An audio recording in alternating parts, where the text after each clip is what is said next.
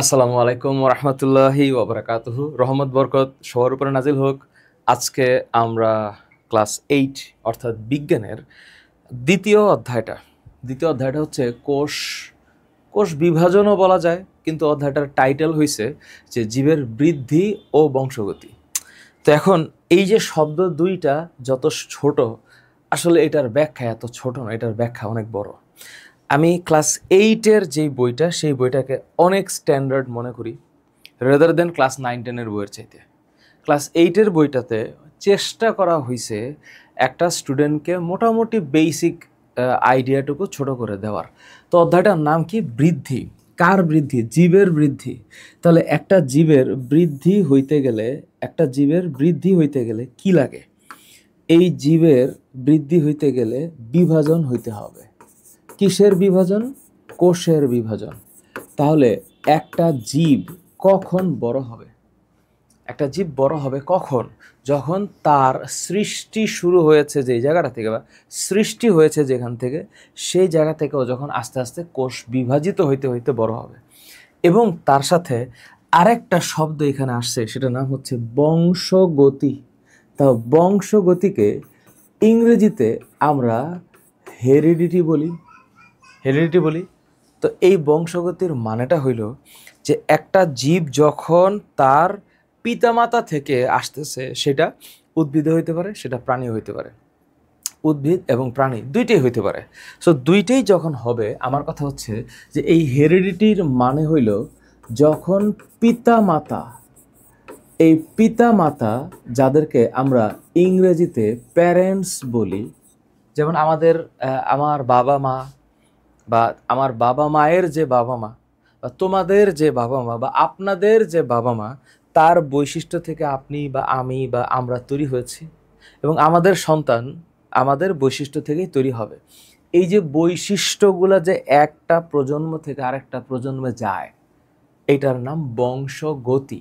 তাহলে এই যে শব্দটা বংশগতি, এটার মানে হচ্ছে পিতা মাতা থেকে সন্তান সন্ততি। এইখানে যে আসছে পিতামাতা থেকে সন্তান সন্ততি, তে যে আমার বৈশিষ্ট্য যাচ্ছে, কি যাচ্ছে? বৈশিষ্ট্য। তাহলে এই যে বৈশিষ্ট্য যাচ্ছে, এই বৈশিষ্ট্য যাওয়ার কনসেপ্ট নিয়ে আজকে কথা বলবো। তো জীবের বৃদ্ধি এবং বংশগতি হলো আজকের টপিক। এবং তোমরা অনেকেই মনে করবা যে স্যার হ্যাঁ, বইয়ের দিকে লক্ষ্য রেখেই তো আমরা পড়ছি। আমি কিন্তু এই পুরা প্লেলিস্টটা, ক্লাস 8-এর পুরা প্লেলিস্ট এমনভাবে সাজাচ্ছি যে কোনো স্টুডেন্ট পড়েও যেন প্রপারলি ভালো করতে পারে, এবং আমার কমপ্লিট প্রত্যেকটা স্লাইডের যেই কন্টেন্ট, সেই কন্টেন্টও ফ্রি করে দেওয়া আছে। একটা স্টুডেন্ট ঠিকমতো যদি পড়ে, তার আর কিছু লাগবে না। কোনো টিচার যদি পড়াইতে চায়, তাহলে তার জন্য যথেষ্ট কন্টেন্ট আছে, এবং আমি বইটা দাগায় দাগায় পড়াচ্ছি। এখন কথা হচ্ছে, স্যার এই অধ্যায়টা আমি পড়লাম, আমি বুঝলাম, আমার পরীক্ষায় প্রশ্ন কিভাবে আসবে? এটা একটা ইম্পর্টেন্ট ইস্যুস। আমরা পরীক্ষায় প্রশ্নটা কিভাবে আসবে, তো সেই দিকে তাকাইলে আমি যদি একটু ফিল করি যে আমরা আজকে কি শিখতে যাচ্ছি। আমাদের আজকের শেখার মূল মন্ত্র হচ্ছে, প্রথমে আমরা কোষ বিভাজন বোঝার চেষ্টা করব, প্রক্রিয়া বোঝার চেষ্টা করব। বইয়ের মধ্যে যা আছে এটা যথেষ্ট না, এটা আসলেই যথেষ্ট না। তো এই কোষ বিভাজনকে আমরা 3টা ক্যাটাগরিতে ভাগ করব। বইয়ের মধ্যে 3টা ক্যাটাগরি আছে, এবং এই 3টা ক্যাটাগরিতে ভাগ করব। এটাই হচ্ছে আমাদের আজকের শেখার জায়গা।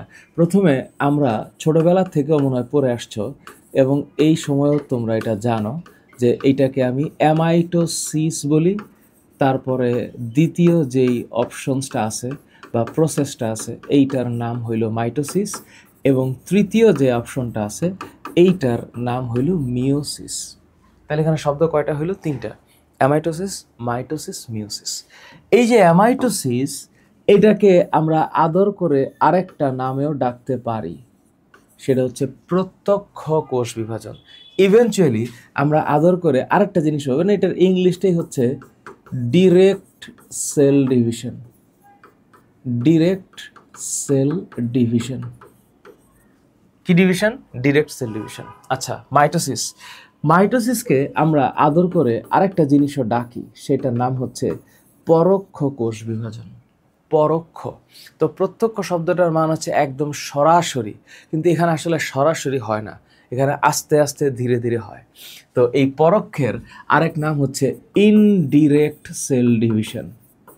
ইনডিরেক্ট সেল ডিভিশন অথবা ইনডিরেক্ট সেল ডিভিশনের আরেকটা মিনিং আছে, সেটা হচ্ছে ইকুয়েশনাল সেল ডিভিশন। মনে রাখতে হবে ইকুয়েশনাল ইকুয়েশনাল সেল ডিভিশন।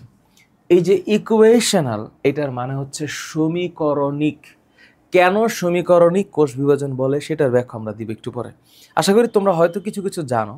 আর মিওসিস, এটাকে আমরা আদর করে যেটা ডাকবো সেটা হচ্ছে হ্রাসমূলক কোষ বিভাজন, হ্রাসমূলক। এবং এটাকে ইংলিশে রিডাকশনাল সেল ডিভিশন বলা হয়, রিডাকশনাল সেল ডিভিশন বলা হয়। তো এই যে মিওসিস কোষ বিভাজন, মাইটোসিস কোষ বিভাজন আর অ্যামাইটোসিস কোষ বিভাজন হচ্ছে আমাদের আজকের লেখাপড়ার মূল চাহিদা। আজকে আমরা পড়বো এটা। এর সাথে আরেকটা জিনিস আমাদের পড়া লাগবে, এই যে বৃদ্ধির পরে বংশগতি বলছে, তো বংশগতি পড়ার জন্য তোমরা অবশ্যই যেই জিনিসটাকে আরেকটু ভিতর থেকে জানার চেষ্টা করবা সেটা হচ্ছে নিউক্লিক অ্যাসিড। কেন এটার নাম নিউক্লিক অ্যাসিড, এটা নিয়ে বিস্তর বর্ণনা ইন্টারমিডিয়েটের বোটানি বইয়ের প্রথম পত্রের, মানে প্রথম পত্রটাই হচ্ছে বোটানি, প্রথম পত্রের প্রথম অধ্যায় আছে, এটা আরও বিস্তারিত আছে। এবং এই নিউক্লিক অ্যাসিডকে আমরা দুইটা খণ্ডে পড়বো, আজকে পড়ার চেষ্টা করব। একটার নাম হচ্ছে ডিএনএ, আরেকটার নাম হচ্ছে আরএনএ।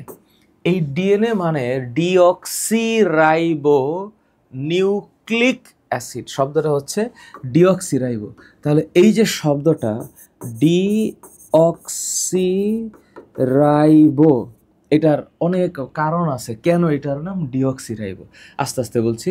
আরেকটা হচ্ছে nucleic acid, deoxyribo nucleic acid. তাহলে এইটার পূর্ণরূপ ডিঅক্সিরাইবো নিউক্লিক অ্যাসিড, এটা হচ্ছে আমার চাহিদা। আচ্ছা, আরএনএ হচ্ছে রাইবো নিউক্লিক অ্যাসিড, আরএনএ হচ্ছে রাইবো নিউক্লিক অ্যাসিড। তাহলে এই যে ডিএনএ, যেটার full form deoxyribonucleic acid, RNA যার full form ribonucleic acid, এই দুইটা জিনিসের মানে কি, কেন এইটা ইম্পর্টেন্ট, এটা আজকে বোঝা লাগবে। তারপরে 3 নম্বর পয়েন্ট হচ্ছে আমাদের বোঝা লাগবে হচ্ছে কিভাবে বংশগতিতে জিন, ক্রোমোজোম, ডিএনএ এরা কানেক্টেড। আমাদের আরেকটা শব্দ বোঝা দরকার আছে, সেটা হচ্ছে জিন। এটা কিভাবে বংশগতিতে ভূমিকা রাখে। এখানে গ্রেগর জোহান মেন্ডেলের গল্প আছে এবং আমি তোমাদেরকে চেষ্টা করব প্রত্যেকটা জিনিস ভালো করে বুঝাই দেওয়ার। সো আশা করি এই 3টা টপিক আমাদের আজকের লেখাপড়ার মূল টার্গেট এই সময়টার, এই ক্লাসের। ঠিক আছে, তাহলে আমি যদি একদম স্টার্ট করি যে স্যার আমরা জানি যে কোষ বিভাজন 3 প্রকার, মানলাম। এটার নাম অ্যামাইটোসিস, দ্বিতীয়টার নাম মাইটোসিস, তৃতীয়টা মিওসিস। এগুলার নামকরণ একদিনে আসে নাই, এই নামকরণের পেছনে অনেক বিজ্ঞানীর অনেক গবেষণা আছে, কিন্তু এইবার তোমাদের সিলেবাসে এটা নাই, এই সিলেবাসে এটা আলোচনা করা হয় নাই। তো সাধারণত শুরুতে একটা লাইন আছে যে জীবদেহে 3 ধরনের কোষ বিভাজন দেখা যায়। ক্লাস 8-এ এটা শেখায় 3 ধরনের কোষ বিভাজন। তোমরা এটা আপাতত এটাও জানবা, হ্যাঁ এটাই জানবা যে আমরা 3 ধরনের পড়বো। অ্যামাইটোসিসের কনসেপ্টটা হচ্ছে যে অ্যামাইটোসিসে এটা সরাসরি বিভাজন হয়। কিভাবে হয়? একটা কোষ, তো আমরা কোষ যখন বলি, কোষের মধ্যে মূল 2টা জিনিসকে আমরা চিন্তা করি। কিভাবে? যে এই কোষের ভিতরে একটা নিউক্লিয়াস আছে এবং নিউক্লিয়াসের চারপাশে নিউক্লিয়াসকে ঘুরে যে দানাদার জলীয় অংশটা আছে তার নাম সাইটোপ্লাজম। আমরা এটা শিখছি। তো আমরা যখন লেখাপড়া করেছি আগে, আমরা জানি যে নিউক্লিয়াস, এইটার বাংলা হচ্ছে কেন্দ্রিকা, মানে এটা হচ্ছে কোষের প্রাণ কেন্দ্র যা কোষের সকল কাজ নিয়ন্ত্রণ করে। তাহলে নিউক্লিয়াসকে আমি কোষের নিয়ন্ত্রক বলছি বা কোষের সকল জৈবিক কাজের আধার বলছি, আমি এটাকে কোষের মস্তিষ্ক বলছি। তাহলে এই যে নিউক্লিয়াস, এটাকে আমি ভালোবেসে কি ডাকতেছি? এটাকে ভালোবেসে ডাকতেছি হচ্ছে কোষের মস্তিষ্ক। তাহলে এই যে কোষের মস্তিষ্ক নিউক্লিয়াস, এটাকে আমি কেন্দ্রিকা বলি। এবং তার সাথে আরেকটা শব্দ আছে যেটা আমার আজকের আলোচনার মূল বিষয়বস্তু হবে, সেটা হচ্ছে সাইটোপ্লাজম। এই যে শব্দটা সাইটোপ্লাজম, বুঝতে হবে এই সাইটো শব্দটা আসছে সাইট থেকে, যার মানে হইল কোষ। আর প্লাজম এই শব্দটার মানে হচ্ছে প্লাজম, এই শব্দটার মানে হচ্ছে এটা দানাদার। তাহলে কোষের ভিতরের যে দানাগুলো আছে সেটাকে আমরা সাইটোপ্লাজম বলছি, আর এই দানার ভিতরে ভাসমান যে অঙ্গাণুগুলো আছে এদেরকে আমরা সাইটোপ্লাজমীয় অঙ্গাণু বলছি। তো এখানে আমি নিউক্লিয়াস এবং সাইটোপ্লাজমকে ভাঙবো, তা না হলে এটা হবে না। তার মানে এই যে সাইটোপ্লাজম, এই সাইটোপ্লাজম হচ্ছে কোষের জলীয় অংশ। কোষের জলীয় অংশ, সব জলীয় না, কিছু আবার শক্তও আছে, এটা আস্তে আস্তে তোমরা জানবা। কোষের জলীয় অংশ, তাহলে এই জিনিসটাকে ভাঙতে হবে। তাহলে অ্যামাইটোসিস হইল সেই কোষ বিভাজন, যেই কোষ বিভাজন থেকে একটা কোষ থেকে দুইটা কোষ হয়ে যাবে এবং দ্রুত হবে, দ্রুত। তার মানে এই যে কোষ বিভাজনটা এখানে হইল, এটা কিভাবে হচ্ছে? দ্রুত হচ্ছে, দ্রুত দ্রুত হচ্ছে। তাহলে এই যে দ্রুত হচ্ছে, যে এই দ্রুত হওয়াটার কারণে অ্যামাইটোসিসের আরেক নাম হচ্ছে প্রত্যক্ষ কোষ বিভাজন। তাহলে পরীক্ষায় যদি প্রশ্ন আসে অ্যামাইটোসিসকে কি বিভাজন বলা হয়, তাহলে উত্তর হচ্ছে অ্যামাইটোসিসকে প্রত্যক্ষ কোষ বিভাজন বলা হয়। এটা কি? মাইটোসিস। তাহলে এটার নামকরণ বহুত আছে, এটা আস্তে আস্তে পড়বা। কেন এটার নাম মাইটোসিসই হইল সেটারও ব্যাখ্যা আছে। আপাতত জেনে রাখো যে মাইটোসিস হইলে এমন একটা কোষ বিভাজন যেখানে একটা কোষ ধাপে ধাপে অনেকগুলা ঘটনার পর গিয়ে বিভাজিত হয়। তাহলে সেই কোষের ভিতরেও নিউক্লিয়াস আছে এবং ওই কোষের ভিতরেও সাইটোপ্লাজম আছে। তাহলে একটা কোষ থেকে এখানে কয়টা কোষ হবে? দুইটা। একটা কোষ থেকে দুইটা, তাহলে এইখানেও তো তাহলে দুইটা হচ্ছে, দুইটা হচ্ছে। তাহলে এই যে দুইটা যে হইল সেটা কিভাবে হইল? দ্রুত হচ্ছে না, এটা ধাপে ধাপে হচ্ছে, এইটা ধাপে ধাপে হচ্ছে। তাহলে ধাপে ধাপে যদি হয় এবং এবং ধারাবাহিক প্রক্রিয়ায় হয়, ধারাবাহিক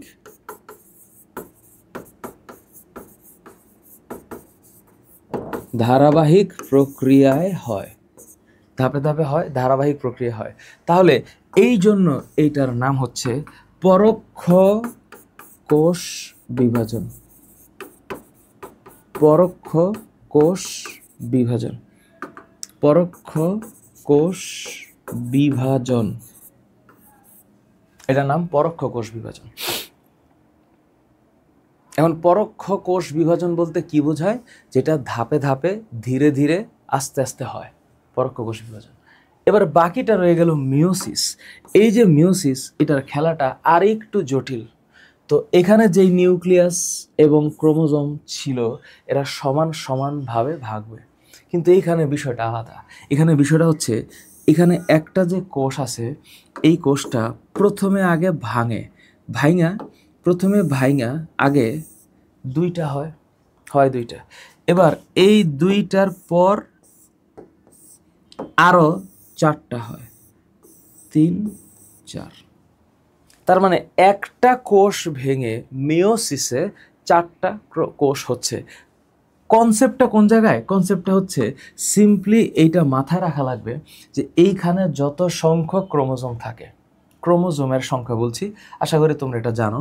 ধরলাম এখানে 2n সংখ্যক ক্রোমোজোম আছে। 2n সংখ্যক মানে ডাবল বা ডিপ্লয়েড ক্রোমোজোম। আমি একটু পরে সব আস্তে আস্তে ব্যাখ্যা করব। ডিপ্লয়েড ক্রোমোজোম আছে, তাহলে এই ডিপ্লয়েড ক্রোমোজোমটা এইখানে আইসাই হ্যাপ্লয়েড হয়ে যাবে, ফর শিওর হ্যাপ্লয়েড হবে, অর্থাৎ ভাঙবে। ভাঙার পর ও যখন এইখানে আসবে সেম তাই হবে। তার মানে একটা কোষ থেকে এখানে কোষ হচ্ছে 4টা, এবং এখানে 4টা হওয়ার কারণে এখানে মাথায় রাখতে হবে ক্রোমোজোম সংখ্যা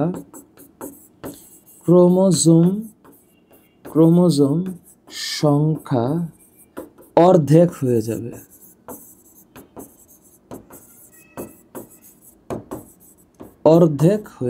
ক্রোমোজোম সংখ্যা অর্ধেক হয়ে যাবে। এই ক্রোমোজোম সংখ্যা যখন অর্ধেক হয়ে যায় তখন এইটার নাম হচ্ছে হ্রাসমূলক কোষ বিভাজন। হ্রাসমূলক কোষ বিভাজন, এটার নাম হ্রাসমূলক কোষ বিভাজন। আমার কথা হইল এই যে হ্রাসমূলক কোষ বিভাজন, এই জায়গাটায় কেন হ্রাসমূলক বলছি আমি? কারণ ক্রোমোজোম সংখ্যা অর্ধেক হয় এবং এই অর্ধেকের কারণটাও ইম্পর্ট্যান্ট। কেন অর্ধেক হয়? কারণ অর্ধেক না হইলে আবার সমান সমান হইতো না। এই যে হইতো না, যে এটার ব্যাখ্যাটা তোমাদেরকে সুন্দর করে আমি বোঝাবো একটু পরে, যে কিভাবে বাবা এবং মা থেকে আমরা হইলাম এবং আমাদের মধ্যে বাবা এবং মায়ের সবগুলা গুণাবলী আছে, কিন্তু কিছু গুণাবলী প্রকাশ পাইছে, কিছু গুণাবলী প্রকাশ পায় নাই। যেমন একটা সিম্পল এক্সাম্পল দেই, যেমন মনে করো তোমার বাবা, তোমাকে বলছি, যেই দেখুক, বা আপনাকে বলছি ধরেন, বা আমাকে বলছি, আমার বাবা লম্বা আর আমার মা খাটো। সাপোজ একটা সিম্পল এক্সাম্পল দিলাম, উল্টা হতে পারে, আমার বাবা খাটো অথবা আমার মা লম্বা। এখন আমি লম্বা হয়েছি, মানে আমি আমার কথা বলি, আমি 5 ফিট 11 ইঞ্চি। তো আল্লাহ, সব কিছুই আল্লাহর দান, এটা হচ্ছে আল্লাহ আমাকে দয়া করে দিছে। এখন আরেকটা কথা আসছে, সেটা হচ্ছে যে মানুষের যশ, খ্যাতি, সুনাম, সমৃদ্ধি, অর্থ সব কিছু আল্লাহর দয়া। হ্যাঁ, মানুষের অর্জন বলে কোনো কিছু নেই, সব কিছু আল্লাহর দয়া। তো আমি বিশ্বাস করি এগুলো সব আল্লাহ আমাকে বা আমাদেরকে, যাদেরকে আল্লাহ খ্যাতি, সুনাম, অর্জন, সম্মান দিয়েছে, এগুলো কোনো কিছু আমার অর্জন না, এটা হচ্ছে আল্লাহর দয়া। তো আল্লাহ দয়া করে আমার একটু লম্বা বানাইছে। এখন আমার মা খাটো বা আমার বাবা খাটো ছিল, তাহলে আমার মা লম্বা অথবা বাবা লম্বা, তাহলে আমি যে লম্বা হইলাম, তাহলে কি আমার মধ্যে খাটো বৈশিষ্ট্য নাই? আছে, আছে। অর্থাৎ আমার বাবা মায়ের উভয়ের বৈশিষ্ট্যই আমার মধ্যে আছে, কিন্তু কিছু প্রকাশিত হয়েছে, কিছু প্রকাশিত হয় নাই। যেগুলো প্রকাশিত হয় নাই তার নাম হচ্ছে প্রচ্ছন্ন বৈশিষ্ট্য, আর যেগুলো প্রকাশিত হয় সেগুলো প্রকট বৈশিষ্ট্য। এগুলো আমি আস্তে আস্তে পড়াবো। তো এই যে হ্রাসমূলক বিভাজন, যে অর্থাৎ এখানে কি হয়ে গেছে, ক্রোমোজোম সংখ্যা অর্ধেক হয়ে গেছে, এই জন্য এটাকে ইংলিশে বলা হয় রিডাকশনাল সেল ডিভিশন।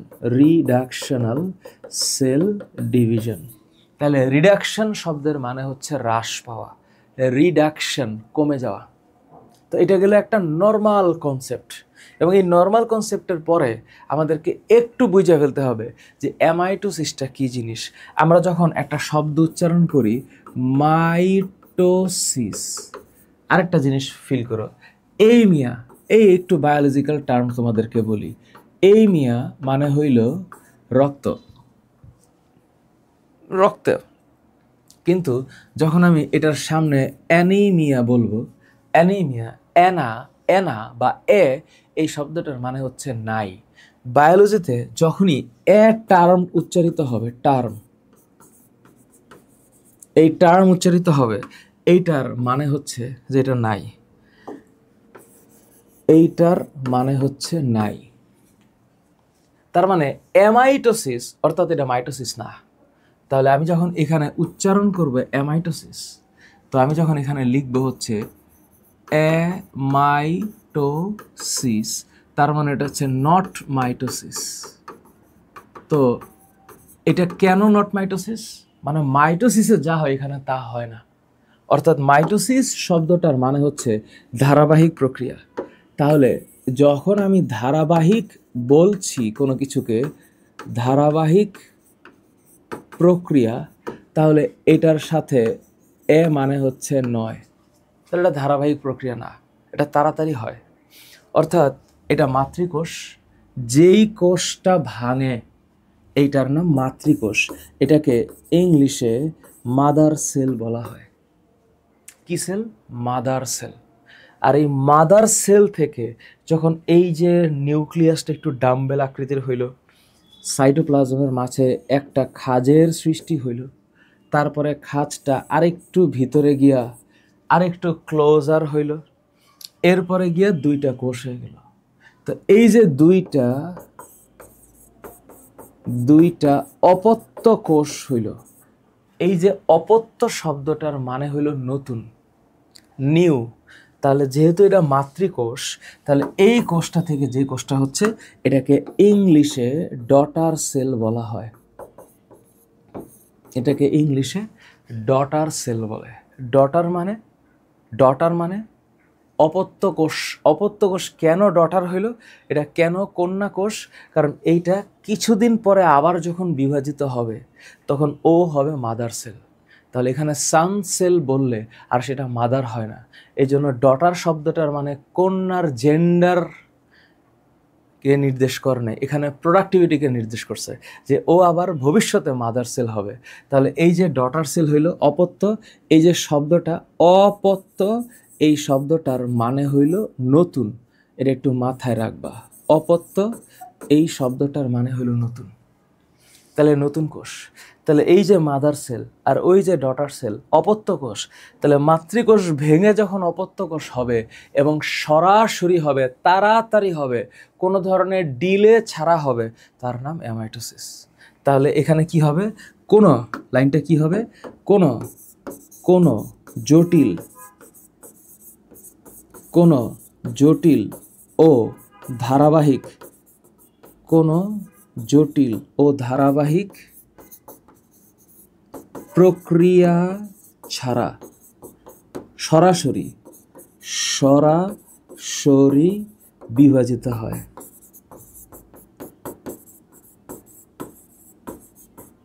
সরাসরি বিভাজিত হয়, কোনো জটিল এবং ধারাবাহিক প্রক্রিয়া ছাড়া সরাসরি বিভাজিত হয়। তাহলে এটা কি সেল, মাদার সেল, আর এটা ডটার সেল। এইখানে নিয়ে যতগুলো কথা বললাম না, এনাফ, এর চাইতে বেশি আর একটা সেন্টেন্স উচ্চারণ করার দরকার নাই। তাহলে প্রশ্ন হচ্ছে, স্যার পরীক্ষা যদি এরকম প্রশ্ন আসে তাহলে আমি উত্তরটা কি দেব? আমি সরাসরি উত্তর দেব 3 রকম। আচ্ছা ঠিক আছে, নিচের কোন জীবটিতে অ্যামাইটোসিস কোষ বিভাজন ঘটে? স্যার এই যে একটা কথা, স্যার অ্যামাইটোসিসটা ঘটবে কোথায়? এখন কোন জীব, এই প্রশ্নটা হচ্ছে এখানে বুঝতে হবে, এটা হইল নিম্ন শ্রেণীর জীব। নিম্ন শ্রেণীর জীব বলে স্যার এখন জীবের মধ্যে আবার শ্রেণী করবো কেমনে?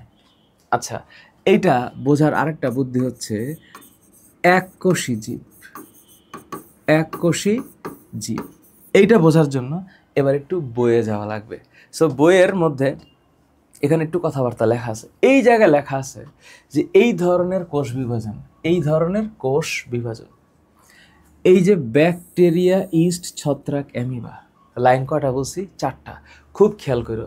তাহলে তুমি যখন বলতেছো এককোষী জীব, তো সব কিছুতে এককোষী নাও হতে পারে। তো এককোষী জীবের মধ্যে এখানে 1 নম্বরে যে আসবে সে হচ্ছে ব্যাকটেরিয়া। ব্যাকটেরিয়া, কিন্তু এখানে যে আরও অপশন আছে ইস্ট আর ছত্রাক, ওই ইস্টটাই ছত্রাক অ্যাকচুয়ালি, মানে সোজা কথায় ফাঙ্গাস, ফানজাই। তাহলে ইস্ট এটা হচ্ছে নিম্ন শ্রেণীর জীব হিসাবে এখানে হবে। তাহলে এইটা হচ্ছে ইস্ট।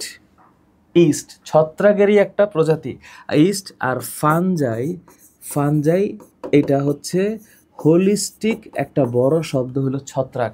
তো একটা ছত্রাকের এক্সাম্পল হচ্ছে ইস্ট। আর এককোষী জীবের মধ্যে আরেকটা এক্সাম্পল হচ্ছে অ্যামিবা। অ্যামিবা, তো অ্যামিবা হচ্ছে একটা এককোষী প্রাণী। এটা দেখতে কেমন জানো? মনে করো আমি এইরকমভাবে আঁকাইলাম, তাও হবে অ্যামিবা। অ্যামিবার কোনো নির্দিষ্ট আকার নাই, নির্দিষ্ট। তাহলে অ্যামিবার একটা লাইন মাথায় রাখো, অ্যামিবা হচ্ছে নির্দিষ্ট আকারবিহীন, নির্দিষ্ট আকারবিহীন, নির্দিষ্ট আকারবিহীন এককোষী প্রাণী, নির্দিষ্ট আকারবিহীন এককোষী প্রাণী। তাহলে এই যে এককোষী প্রাণী, তাহলে এই অ্যান্সার হচ্ছে অ্যামিবা। তো মানুষ, হাইড্রা, কেঁচো, দে আর নট এককোষী, বহুকোষী। তাহলে এখানে মাইটোসিস হবে। ঠিক আছে, বুঝলাম। প্রত্যক্ষ কোষ বিভাজন কোথায় ঘটে? তো একটু আগেই তো আমি বললাম যে অ্যামাইটোসিস হচ্ছে প্রত্যক্ষ কোষ বিভাজন। তাহলে এটা কি এই যে ভ্রূণমূল, কাণ্ডে এইসব জায়গায় ঘটবে না, ঘটবে হচ্ছে ইস্টে। এই যে ইস্ট শব্দটা একটু বুঝো, এই যে ইস্ট এইটাই হচ্ছে ছত্রাক। কাণ্ডে না, কাণ্ডে, ভ্রূণমূলে না, জনন মাতৃকোষে জীবনেও না। এই যে কাণ্ড এবং ভ্রূণমূলে এইখানে ঘটে হচ্ছে মাইটোসিস, আর এই যে জনন মাতৃকোষে এইখানে ঘটে মিওসিস। আপাতত একটু জানা রাখলাম, আমি সামনে ব্যাখ্যা করছি আস্তে আস্তে। মাইটোসিস বিভাজনে 3টি মাতৃকোষ থেকে কয়টা অপত্য কোষ হবে? আমি জানি মাইটোসিসে 1টা থেকে 2টা হয়, তাহলে 3টা থেকে 6টা হবে। তো 1 থেকে যদি 2 হয় তাহলে 3 থেকে 6 হবে, জিনিসটা তো সহজ। তাহলে 1টা থেকে 3টা হলে 3টা থেকে 6টা হবে, কোনো সন্দেহ নাই। আচ্ছা, স্তন্যপায়ী প্রাণীদের ক্ষেত্রে কোন মানে কোষ বিভাজন কোন প্রক্রিয়া হয়ে থাকে? এখন এই যে একটা শব্দ বলছে স্তন্যপায়ী, যেটাকে আমরা চ্যাপ্টার 1-এ পড়েছি, ম্যামেলিয়া। ম্যামেলিয়া পড়লাম না? ম্যামেলিয়া।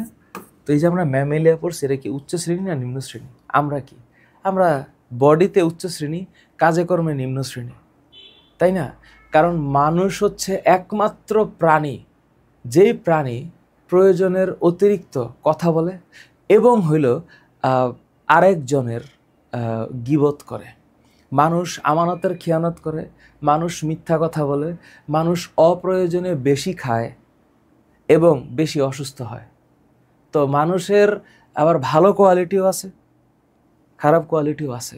এবং এই মহাবিশ্বের, এই সৃষ্টি জগতের সবচেয়ে বেশি ক্ষতি করছে যে প্রাণী প্রজাতি, সেটা হচ্ছে মানুষ। এবং স্বজাতিকেও ধ্বংস করছে, মানে স্বজাতিকে মারছে। এর সংখ্যা কোন প্রজাতিতে বেশি? মানুষে বেশি। পৃথিবীতে কোনো বাঘ এত বাঘ মারে নাই, পৃথিবীতে কোনো হাতি এত হাতি মারে নাই, পৃথিবীতে কোনো কবুতর আরেকটা এত কবুতর মারে নাই, পৃথিবীতে যত মানুষ মানুষকে মারছে। তা আমরা বলি স্তন্যপায়ী উন্নত শ্রেণীর জীব, আসলে কাজে কর্মে সেটা না। তো এই স্তন্যপায়ীতে মাইটোসিস হবে, মাইটোসিস হবে। আচ্ছা, তো আমরা এখন হঠাৎ করে মাইটোসিসে ঢুকে গেলাম। মাইটোসিসে এখন আমি আলাপ করি নাই, সো আসছে এমসিকিউ একটু দেখা দিচ্ছি। এখানে মাইটোসিসে নিউক্লিয়াস একবার বিভাজিত হবে, ঠিক আছে? এখানে ক্রোমোজোমের সংখ্যা সমান হবে, কথা সত্য, কিন্তু নিউক্লিয়াস ডাম্বেল আকার ধারণ করবে বিষয়টা না।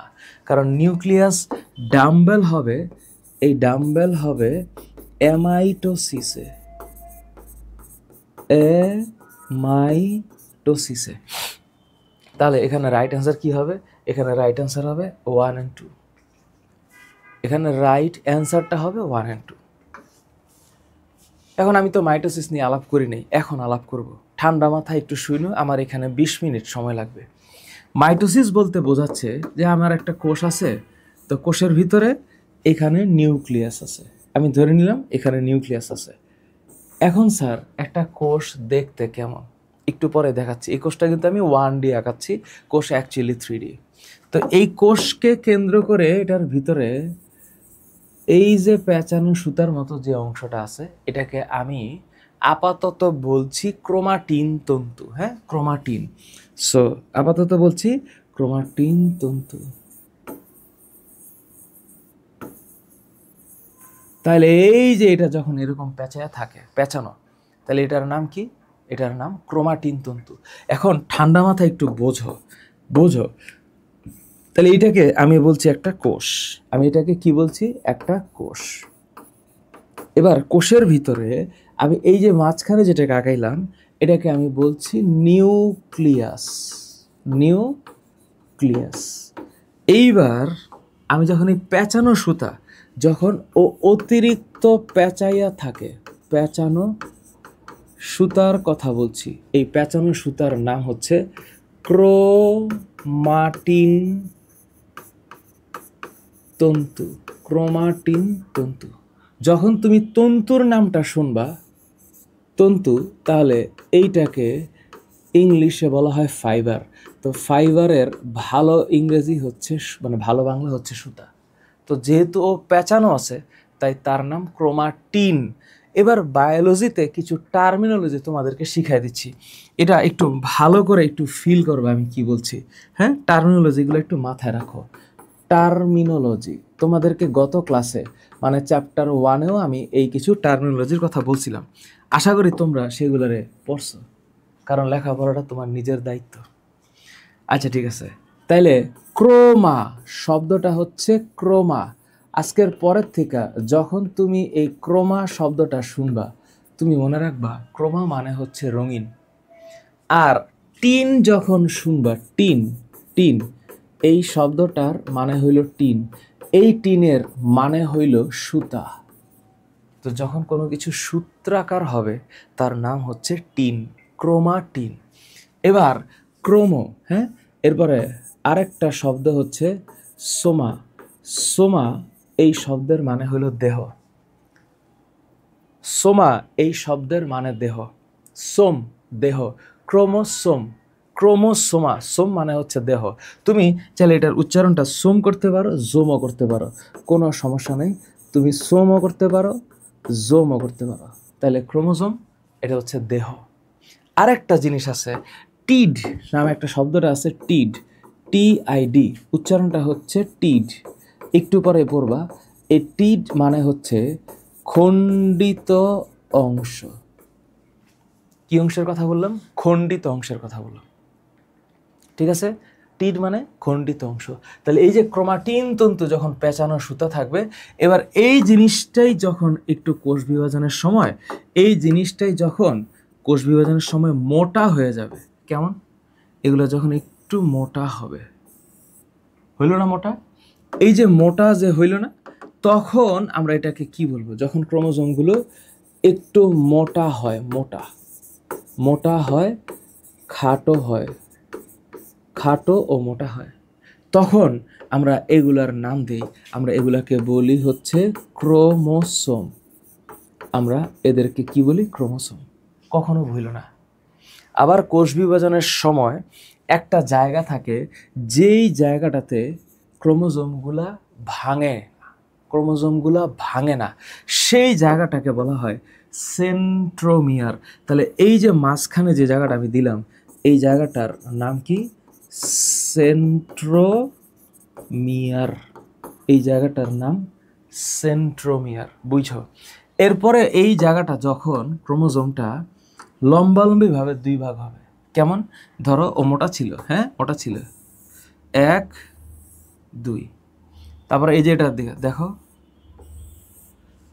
তো যখন এইখানে মাঝে এই জায়গাটা আর এই জায়গাটা, এই যে দুইটা জায়গা, এই যে দুইটা জায়গা, এই দুইটা জায়গা যেখানে সেন্ট্রোমিয়ার আছে, এটা বাদে ও যে লম্বালম্বিভাবে দুই ভাগ হয়ে গেল না, এই জায়গাটার নাম হচ্ছে ক্রোমাটিড। ক্রোমাটিড। তাহলে এই যে মাঝখানের অংশটা নিউক্লিয়াস, তারপরে এই যে পেঁচানো সুতার মতো অংশটা, এটার নাম কি? ক্রোমাটিন। যখন ও মোটা হবে তখন তার নাম হচ্ছে ক্রোমোজোম, আর যখন ও লম্বালম্বিভাবে দুই ভাগ হবে তখন তার নাম হচ্ছে ক্রোমাটিড। ক্রোমাটিড। তাহলে এই যে ক্রোমা মানে রঙিন, টিন মানে সুতা, সোমা মানে দেহ, বা যেটাকে তুমি জোম বলতে পারো, টিড খণ্ডিত অংশ। তাহলে এই যে ক্রোমাটিড, এটা হচ্ছে একটা খণ্ডিত অংশ, অর্থাৎ ক্রোমোজোম যখন লম্বালম্বি দুই ভাগ হবে।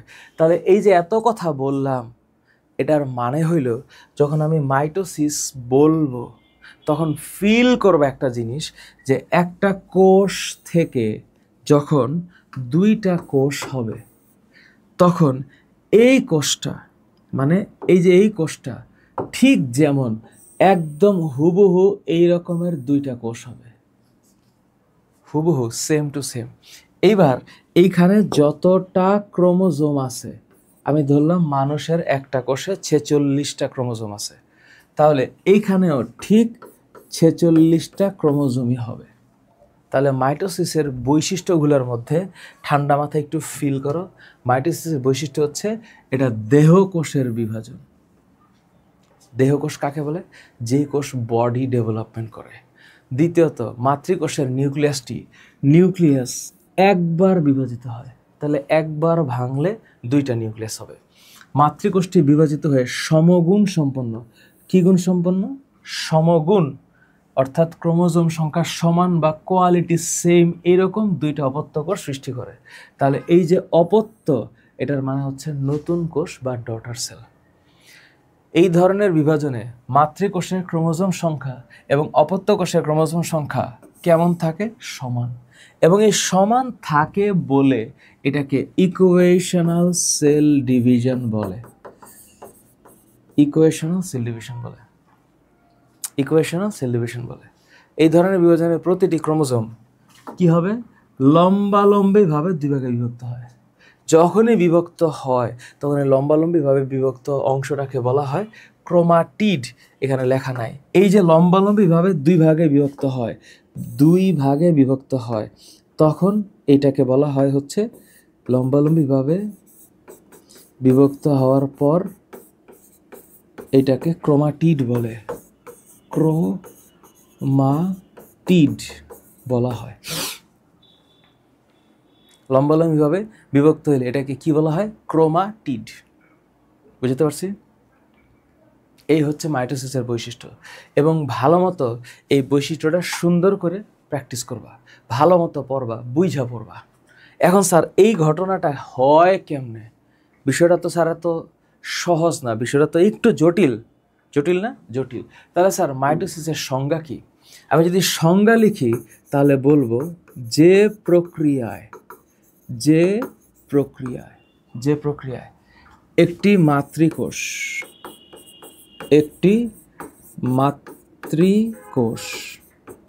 এটা মাতৃকোষ, হ্যাঁ, মাতৃকোষ জটিল ও ধারাবাহিক প্রক্রিয়ায় জটিল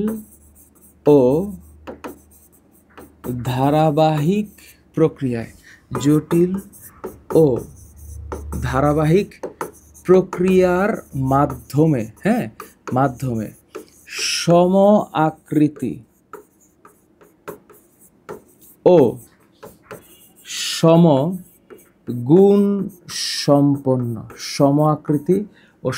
সম্পন্ন দুইটি অপত্য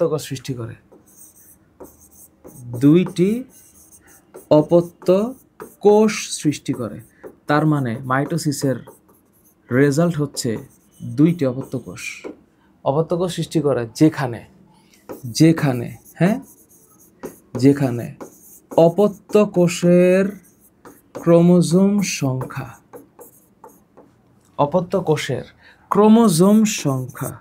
কি সংখ্যা? ক্রোমোসোম সংখ্যা মাতৃকোষের ক্রোমোজোম সংখ্যার সমান হয়। মাতৃকোষের ক্রোমোসোম সংখ্যার কি হয়? সমান হয়। মাতৃকোষের ক্রোমোজোম সংখ্যার সমান হয়, তাকে মাইটোসিস বলে। দেখো আমি একটু নিজের হাতে লিখলাম, একটু টাইম কনজিউমিং, কিন্তু তোমার ব্রেইনে মানে অ্যাটাচড হবে। এখন স্যার আপনি এটা কি দেখাইলেন? তো একটা গাছ দেখাইলাম, তো এই গাছটা বড় হচ্ছে, তো বড় হওয়ার জন্য এই উপরের পাতাটাকে আস্তে আস্তে বড় হইতে হবে। তাহলে এই যে বড় হবে, তাহলে এই জায়গাটাকে বলা হয় বর্ধনশীল অঙ্গ। এটাকে বলা হয় বর্ধনশীল অঙ্গ। আর এই বর্ধনশীল অঙ্গের মধ্যে এখানে অনেকগুলো কোষ দেখা যাচ্ছে না? এই প্রত্যেকটা কোষ অত্যন্ত দ্রুত গতিতে বিভাজিত হইতে পারে, এবং বিভাজিত হইতে পারে বলে এদেরকে ভাজক টিস্যু বলা হয়। তার মানে উদ্ভিদের উপরে এই যে ভ্রূণের উপরের যে অংশটা, এটাকে বলা হয় ভ্রূণমুকুল। হ্যাঁ, মুকুল, যেটা উপরের দিকে উঠতেছে। আর এই যে ঠিক একইভাবে গাছ বড় হচ্ছে, তাহলে মূলকেও বড় হইতে হবে। তাহলে এইটার নাম হচ্ছে ভ্রূণমূল। তাহলে উপরের অংশটার নাম হচ্ছে ভ্রূণমুকুল, আর নিচের অংশটার নাম হচ্ছে ভ্রূণমূল। বুঝতে পারছি? তাহলে উপরেরটা হচ্ছে ভ্রূণমুকুল আর নিচেরটা হচ্ছে ভ্রূণমূল। তাহলে স্যার মাইটোসিস কোষ বিভাজনটা যে হয়, তাহলে হওয়ার জন্য স্যার এখানে দুইটা ঘটনা আছে। তাহলে আপনি যে দুইটা ঘটনা বললেন, সেই দুইটা ঘটনা কি? সেটা হচ্ছে একটা কোষের কথা বললেন, যে এইটা একটা কোষ, তাহলে এই কোষটাকে বিভাজিত হইতে গেলে নিউক্লিয়াসটাকে ভাঙতে হবে, এবং এটার চারপাশে যে জলীয় পদার্থ বা দানা দানা পদার্থটা আছে, যার নাম আমরা একটু আগে পড়লাম সাইটোপ্লাজম, একেও ভাঙতে হবে। তাহলে ও যে এখানে ভাঙা দুইটা কোষ যে হবে, দুইটা কোষ হবে না? দুইটা কোষ, এই যে দুইটা কোষ হবে, তাহলে এই যে এখানে একটা কোষ হলো, তাহলে এইখানে একটা কোষ হলো। তাহলে সেম ওই নিউক্লিয়াসটা ভাঙা এখানে এবং এখানে আসতেছে, সিমিলারলি সাইটোপ্লাজমগুলো এখানে আসতেছে। তাহলে একটু আগে যে আমি বললাম সম আকৃতি এবং সমগুণ সম্পন্ন দুইটা অপত্য কোষ হবে, সম আকৃতি এবং সমগুণ সম্পন্ন দুইটা অপত্য কোষ হবে। তাহলে এই যে দুইটা অপত্য কোষ, এখানে কি কি ভাঙলো? এখানে নিউক্লিয়াস ভাঙছে, সাইটোপ্লাজম ভাঙছে। তাহলে এই জায়গাটাতে কি কি ভাঙতেছে? নিউক্লিয়াস, নিউক্লিয়াসের ভাঙন হচ্ছে। আর একই সাথে কার ভাঙন হচ্ছে? সাইটোপ্লাজমের ভাঙন হচ্ছে, সাইটোপ্লাজমের ভাঙন। তাহলে এই যে দুইটা হচ্ছে, তার মানে অফকোর্স এই দুইটা না হলে তো এটা হইতো না। ঠিক একইভাবে টার্মিনোলজি এখানে একটু মাথায় রাখা লাগবে এই মুহূর্তে। অলওয়েজ মাথায় রাখবা এই যে ক্যারিয়ন, এই শব্দটার মানেই হইল নিউক্লিয়াস। ক্যারিয়ন শব্দটার মানে নিউক্লিয়াস। তোমরা পড়ছো না প্রোক্যারিওটিক আর ইউক্যারিওটিক? তো প্রো মানে প্রিভিয়াস, তো আদি কোষকে প্রোক্যারিওট বলে আর প্রকৃত কোষকে ইউক্যারিওট বলে। এই যে ক্যারিয়ন, এইটার সাথে যেই শব্দটা আসবে তার নাম হইল কাইনেসিস। কাইনেসিসের মানে হইল বিভাজন। তাহলে এই যে নিউক্লিয়াসের বিভাজন, এটাকে বলে ক্যারিওকাইনেসিস। অলওয়েজ মাথায় রাখবা এটার নাম ক্যারিওকাইনেসিস, ক্যারিওকাইনেসিস, ক্যারিওকাইনেসিস। আর সাইটোপ্লাজমের ভাঙন, এটাকে বলা হয় সাইটোকাইনেসিস। তাহলে একটা হচ্ছে ক্যারিওকাইনেসিস, সাইটোকাইনেসিস। তার মানে এখানে যে নিউক্লিয়াসের বিভাজন হয় এটাকে বলে ক্যারিওকাইনেসিস, এবং তারপর যেটা হবে সেটা হচ্ছে সাইটোপ্লাজমের বিভাজন, সাইটোকাইনেসিস। টার্ম দুইটা একটু মাথায় রাখবা, অফকোর্স এই টার্ম দুইটারে মাথায় রাখবা। ক্যারিয়ন মানে নিউক্লিয়াস, কাইনেসিস মানে ডিভিশন। এবার আমরা দেখব যে কেমনে ঘটনা ঘটে। তো স্যার এটা তো একটা প্রক্রিয়া, তো প্রক্রিয়ার তো একটা মানে ধাপ আছে, আছে তো 5টা ধাপের নাম আছে, prophase, prometaphase, metaphase, anaphase, telophase. এটা কেমনে হয় এটা বোঝার জন্য একটা ছোট্ট অ্যানিমেশন দরকার, এবং এই অ্যানিমেশনটা একটু বোঝা লাগবে যে আসলে এই যে মাইটোসিস এটা হয় কেমনে, এটা কেমনে হয়। আমি একটা সিম্পল একটা এক্সাম্পল তোমাদেরকে দেখাই। একটা প্রক্রিয়া যখন হয় এটার একটা নিশ্চিতভাবে একটা সিস্টেম আছে। তো সিস্টেমটা কেমন একটু দেখাই। মনে করো তুমি পুরো জিনিসটাকে একটু ঠান্ডা মাথায় ভাবো যে আমি এখানে মাইটোসিস বলছি। তো মাইটোসিসে নিউক্লিয়াসও ভাঙে, সাইটোপ্লাজমও ভাঙে। তো আমি জানি যে আমার বাবা এবং মায়ের থেকে ক্রোমোজোম দুইটা একসাথে হয়ে একটা জাইগোট হয়েছে। আমি ব্যাখ্যাটা একটু পরে দিচ্ছি। তো ক্রোমোজোমের যে দুইটা খণ্ড, এই দুইটা খণ্ডের নাম ক্রোমাটিড। মাঝখানের যে প্যাঁচানো অংশটা এটাকে সেন্ট্রোমিয়ারের সাথে তুলনা করা হয়েছে। তো ঠিক আছে, আমি বুঝে নিলাম যে আমার একটা কোষের মধ্যে 4টা ক্রোমোজোম আছে, এটা একটা জাস্ট ধরে নিলাম। এই 4টা ক্রোমোজোম থেকে, এই যে 4টা ক্রোমোজোম এখানে ডাবল ডাবল করে আসে না, ডাবল করে আসে, এখান থেকে 2টা কোষ হইল। তাহলে এই যে 2টা কোষ হইল, এই 2টা কোষ যে এমনিতেই আমি যে দেখাই দিলাম হয়ে গেল, বিষয়টা আসলে এখানে অনেক প্রসেস আছে এবং অনেকগুলো ঘটনা ঘটে। একটু ইমাজিন করো যে এরপরে ক্রোমোজোমগুলো আস্তে আস্তে লুজ ক্রোমাটিন হয়ে এরপর একটা ডিএনএ কন্টেন্ট হওয়ার পরে কি একটা কোষ হয়। এটা একটা কোষ চক্রের একটা মোটামুটি ধারণা দেওয়া হয়েছে। আমার একটা কোষ থেকে 2টা কোষ হলো, ওই কোষগুলো থেকে আস্তে আস্তে 4টা হবে, তারপরে 4টা থেকে 8টা হবে, 8টা থেকে 16টা হবে, এবং চলতে থাকবে। এবার আমি যদি একটা কোষের দিকে তাকাই, তো স্যার এই যে এইখানে যে একদম পেঁচানো সুতাগুলো, এটার নাম কি ছিল? ক্রোমাটিন। কিন্তু এগুলো যখন একটু মোটা হয়েছে তখন আমরা এটাকে ক্রোমোজোম বলতেছি। আর এখন এই যে 2 পাশ থেকে যে 2টা জিনিস চলে আসলো, এটার নাম সেন্ট্রিওল। এবং সেন্ট্রিওল থেকে যে হলুদ কালারের সুতাগুলো আসলো এটা হচ্ছে স্পিন্ডল ফাইবার।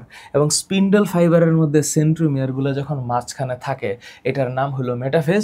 এবার সেন্ট্রোমিয়ারগুলো টান দিয়ে 2টা 2 পাশে মেরুর দিকে চলে গেল, এই ঘটনার নাম হচ্ছে অ্যানাফেজ। এবং অ্যানাফেজ হওয়ার পর কোষটা 2টা ভাগ হয়ে গেল। তো আগেও 4টা ক্রোমোজোম ছিল, এখনও 4টা ক্রোমোজোম হয়েছে।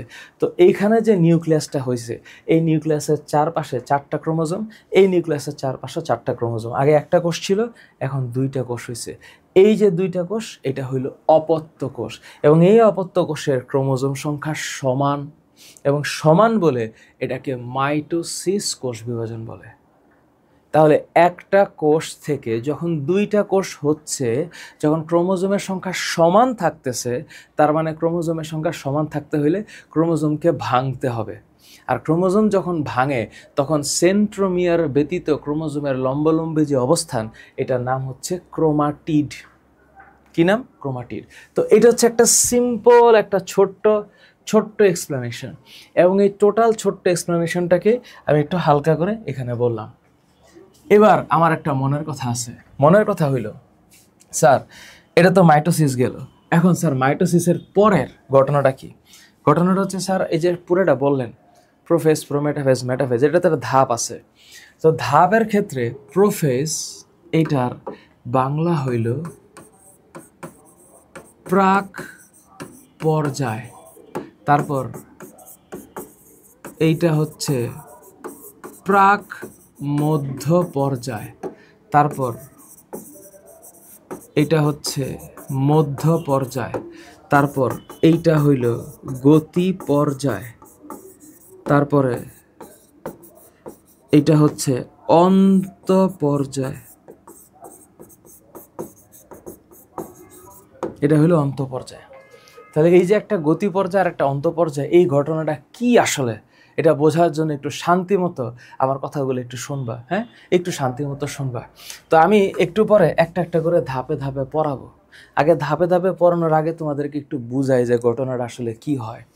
দেখো, তুমি একটা জিনিস ইমাজিন করো, হ্যাঁ, 5টা মিনিট আমার দিকে তাকাও, 5 মিনিট, 2 3 4 5 6 7 8, একটু 5টা মিনিট তাকাও, হ্যাঁ, 10 মিনিট তাকাও, 20 মিনিটের কথা আগে বলছিলাম, তার মধ্যে শেষ হয়েছে আর কি। এখন এটা হচ্ছে একটা নিউক্লিয়াস, এবং নিউক্লিয়াসটা বিভাজিত হওয়া শুরু হয়েছে। তো শুরু হওয়ার পরে এই মামুর বেটা হইল নিউক্লিওলাস। এই নিউক্লিওলাসকে ঘিরে এইখানে এই যে পেঁচানো সুতার মতো যে অংশগুলা, সেগুলোর নাম হচ্ছে ক্রোমাটিন। এখন এই নিউক্লিয়াসটা সহ এই যে কোষটা, এটা এখন বিভাজিত হবে। তো বিভাজিত হলে আমি তো এখন সাইটোপ্লাজমের বিভাজনকে ধরছি না, আমি এখন শুধুমাত্র মাইটোসিসের জন্য নিউক্লিয়াসের বিভাজনটাকে বলছি, খেয়াল করো। এবার এই যে নিউক্লিয়াসটা, এই নিউক্লিয়াসটা তো এখানে আছে, নিউক্লিয়াসটা তো কোনো নড়ানড়ি নেই, ও এই জায়গায় আছে এবং ও রেডি হচ্ছে, এখন কোষ বিভাজন হবে। তো একটু আগে আমি যে ক্রোমাটিনগুলাকে চিকন করে আঁকাইছি, এই ক্রোমোজোমগুলো এখন একটু মোটা হয়ে যাবে। তাহলে কয়টা হইল? 4টাই হইল। এবং 4টা যে হইল, এদের মাঝখানের যে জায়গাটা, এটার নাম হচ্ছে সেন্ট্রোমিয়ার। কি বলছি নাম? সেন্ট্রোমিয়ার। ঠিক পরে এখানে যে নিউক্লিয়াসটা ছিল, এটা তো আছে সেম, কোনো সমস্যা নেই। এখন এই যে ক্রোমোজোমগুলা যে মোটা হইল এবং আমি ওকে ক্রোমোজোম বললাম, এখন আইসা ও 2টা ভাগে ভাগ হয়ে যাবে। কেমনে? এই যে ওর সেন্ট্রোমিয়ার, এই যে ওর সেন্ট্রোমিয়ার, এখানে সেন্ট্রোমিয়ার 2 3 4, 4টা সেন্ট্রোমিয়ার ঠিক ঠিক থাকবে, কোনো কথা নাই। কিন্তু ওর যে ক্রোমোজোমগুলা ছিল, এই ক্রোমোজোমগুলা এখন লম্বালম্বিভাবে 2 ভাগ হয়ে যাবে। এই যে ক্রোমোজোম লম্বালম্বিভাবে 2 ভাগ হবে, এই হচ্ছে ক্রোমোজোম। তাহলে এই যে ক্রোমোজোমগুলা লম্বালম্বিভাবে 2 ভাগ হইল এবং মাঝখানে এই যে সেন্ট্রোমিয়ার ছাড়া এই যে ক্রোমোজোমগুলা 2 ভাগ হইল, খেয়াল করো 2 ভাগ যে হইল, এটার একটু দেখি আমি, হ্যাঁ, কি হলো? 2 ভাগ হইল। তাহলে এই যে 2 ভাগ হলো, সেন্ট্রোমিয়ার কয়টা? 4টা, আর ক্রোমাটিড হয়েছে 2টা। তাহলে এই পুরা ফেজে যা আমি এখানে বলছি, এই পুরা ফেজটার নাম হচ্ছে প্রোফেজ। তার মানে প্রোফেজে এতগুলা ঘটনা ঘটে, তার মানে প্রোফেজে এতগুলা ঘটনা ঘটে, এইটার নাম হচ্ছে প্রোফেজ। তাহলে প্রোফেজ দশায় কি হইতেছে? ক্রোমাটিন হইল, ক্রোমোজোম মোটা হইল, ক্রোমাটিডে ভাগ হইল। একটু দেখি কি হইতেছে এখানে। নাম্বার 1, সবচেয়ে দীর্ঘস্থায়ী ধাপ এটি। তাহলে সবচেয়ে দীর্ঘস্থায়ী ধাপ কোনটা? প্রোফেজ। এটা তোমাদের বৃত্তি পরীক্ষায় আসবে মাই ডিয়ার, এটা এমসিকিউতে আসবে, খুব খেয়াল করো। কয় ভাগ হইল? মানে প্রোফেজের কথা বলছি, সবচেয়ে দীর্ঘস্থায়ী। সবচেয়ে দীর্ঘস্থায়ী নিউক্লিয়াস আকারে কি হবে? বড় হচ্ছে, নিউক্লিয়ার জালিকা ভাঙা যাবে, জালিকা ভাঙবে, জাল ভাঙা যাবে, ভাঙা কতগুলো সংখ্যক আঁকাবাঁকা সুতোর মতো অংশ সৃষ্টি হবে। এই যে সুতোর মতো, এগুলার নাম ক্রোমোজোম না, এগুলার নাম হচ্ছে ক্রোমাটিন।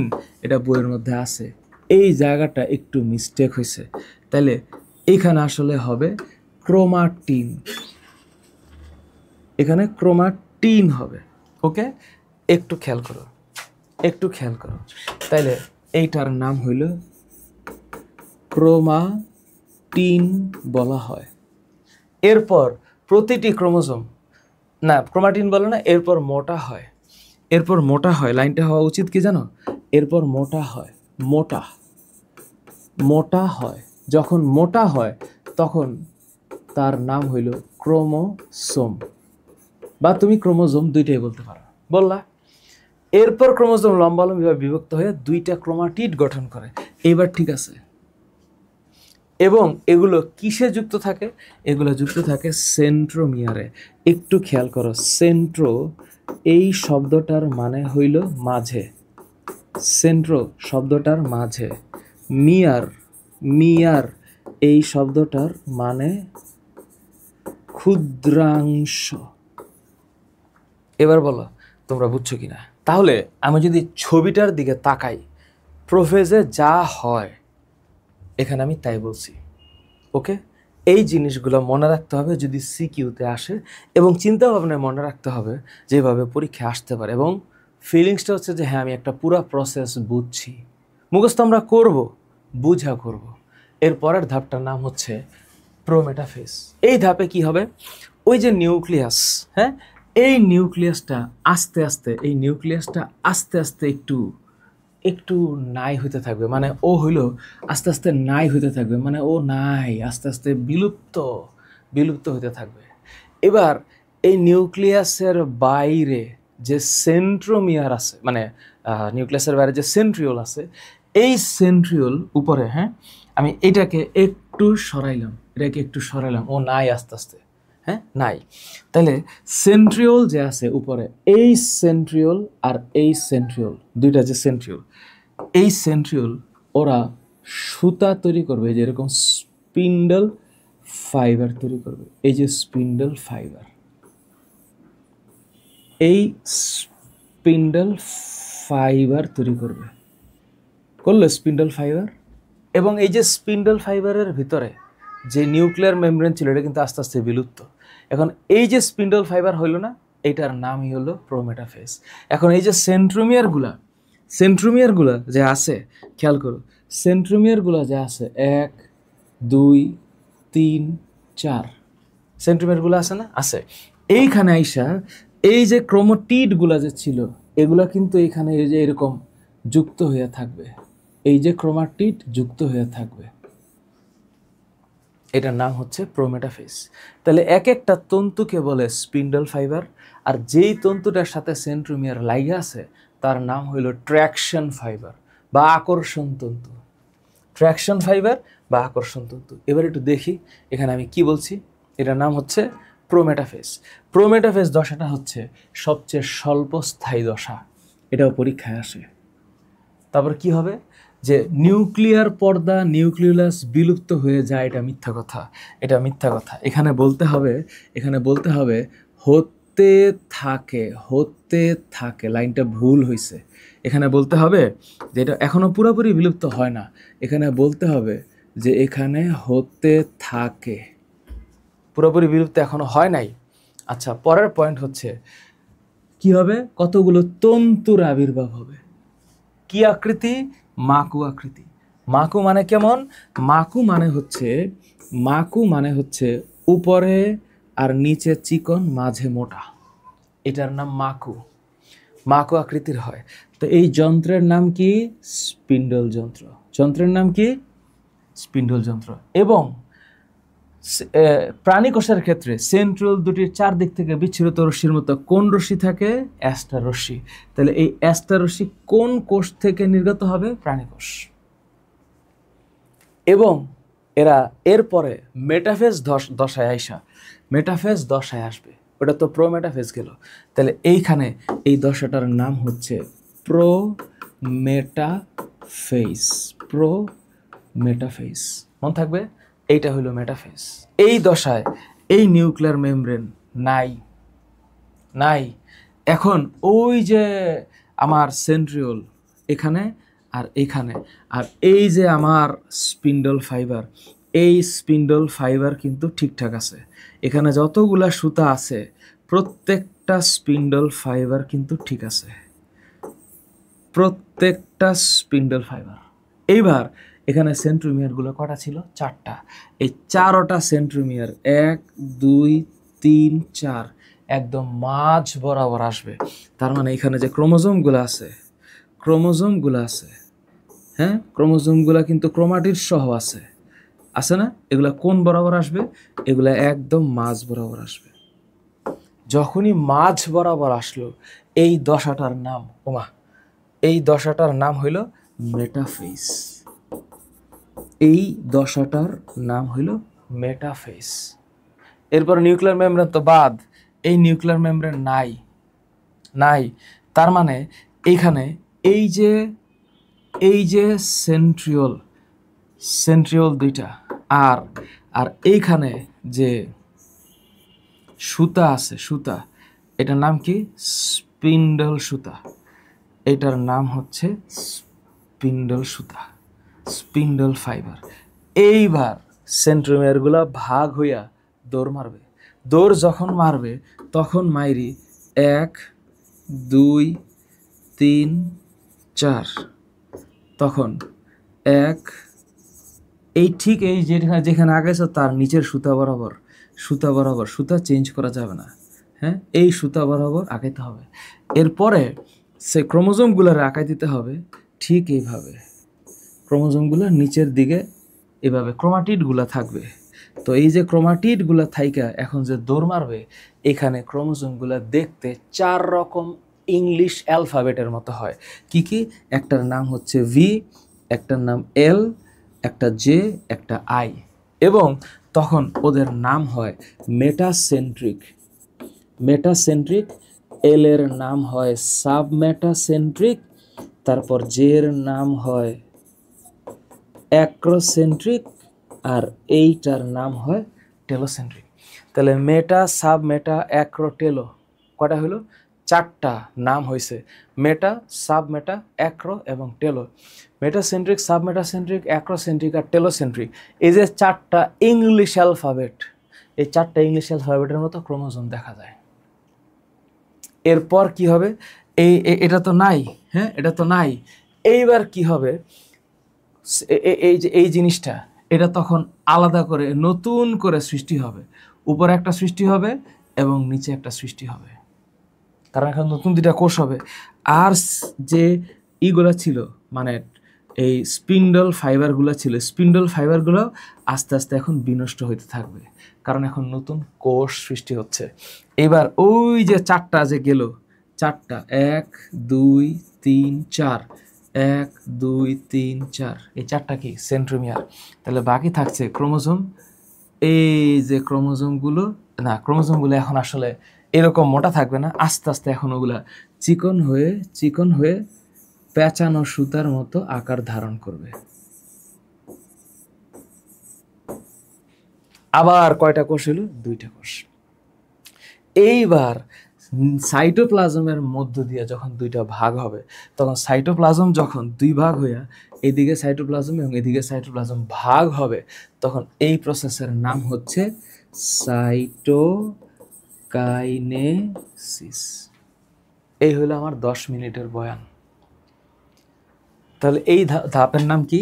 এই ধাপের নাম হচ্ছে অ্যানাফেজ। তাহলে এই ধাপে কি হয়? ক্রোমোজোম দৌড়ায়। এটার নাম কি? মেটাফেজ। কি হয়? ক্রোমোজোমগুলো মাঝে আসে এবং 2 ভাগ হয়ে যায়, এখানে এসে দৌড় মারে, আর এখানে 2টা অপত্য কোষ সৃষ্টি হয়, আর এইখানে ক্যারিওকাইনেসিসের পরের ধাপ সাইটোকাইনেসিস হয়। তাহলে এটার নাম কি? সাইটোপ্লাজমের বিভাজন। তাহলে সাইটোকাইনেসিসের নাম হচ্ছে, এখানে আমি বলবো এটা হচ্ছে সাইটোপ্লাজমের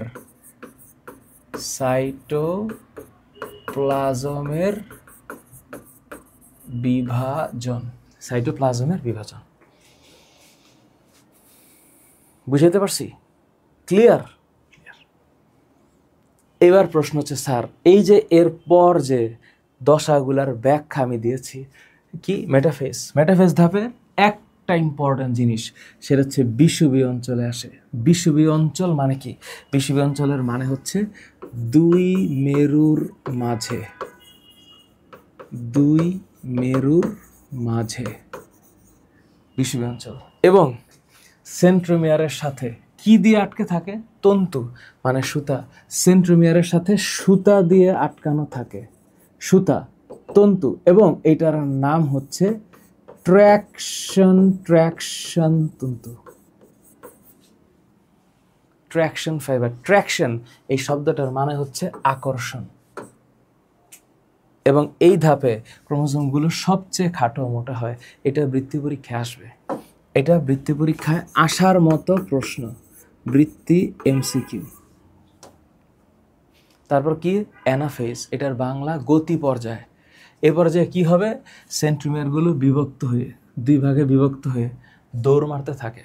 এবং দৌড় মারার সময় চারটা আকৃতির হইতে পারে, VLJI। এবং যখন ও সর্বশেষ ধাপে পৌঁছাবে তখন দুইটা অপত্য কোষ, নতুন কোষ তৈরি হবে। শুরুতেও 4টা ক্রোমোজোম, শেষেও 4টা ক্রোমোজোম। এবং এইভাবে ক্রোমোজোম সংখ্যা সমান থাকে, এইভাবে ক্রোমোজোম সংখ্যা সমান থাকে। এই হইল ব্যাখ্যা। তাহলে সাইটোকাইনেসিস কি?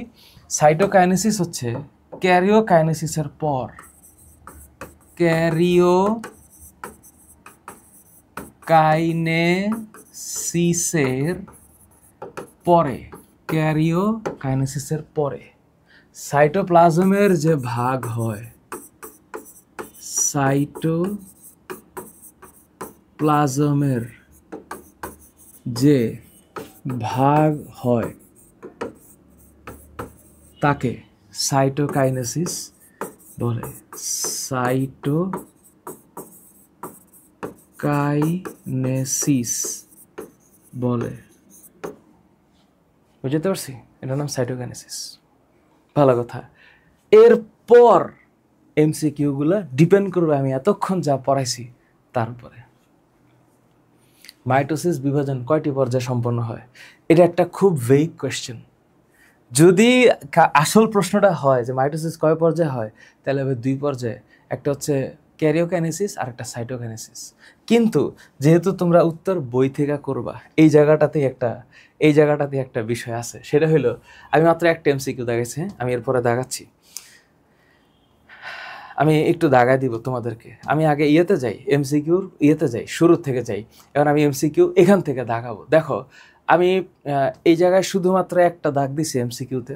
আচ্ছা, এরপরে এখানে আসি কোন কোন জায়গায় ইম্পর্টেন্ট।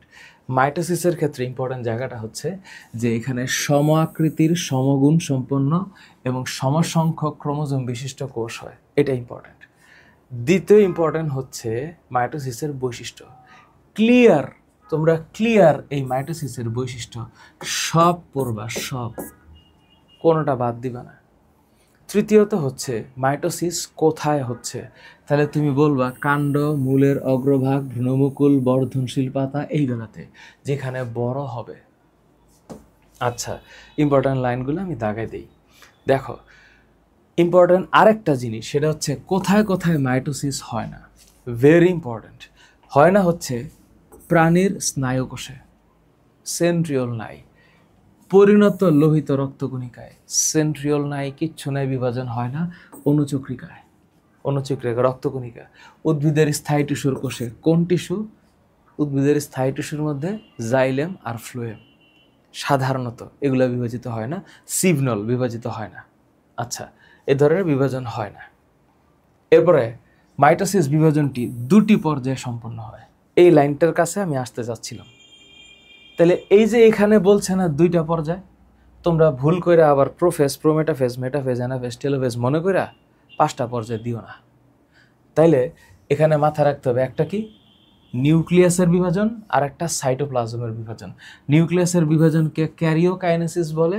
ক্যারিয়ন মানে নিউক্লিয়াস, কাইনেসিস মানে বিভাজন। আর সাইটোপ্লাজমের বিভাজনকে সাইটোকাইনেসিস বলে। এটা একটা কেমন পদ্ধতি? ধারাবাহিক পদ্ধতি। তাহলে প্রস্তুতিমূলক কাজ করতে হয়।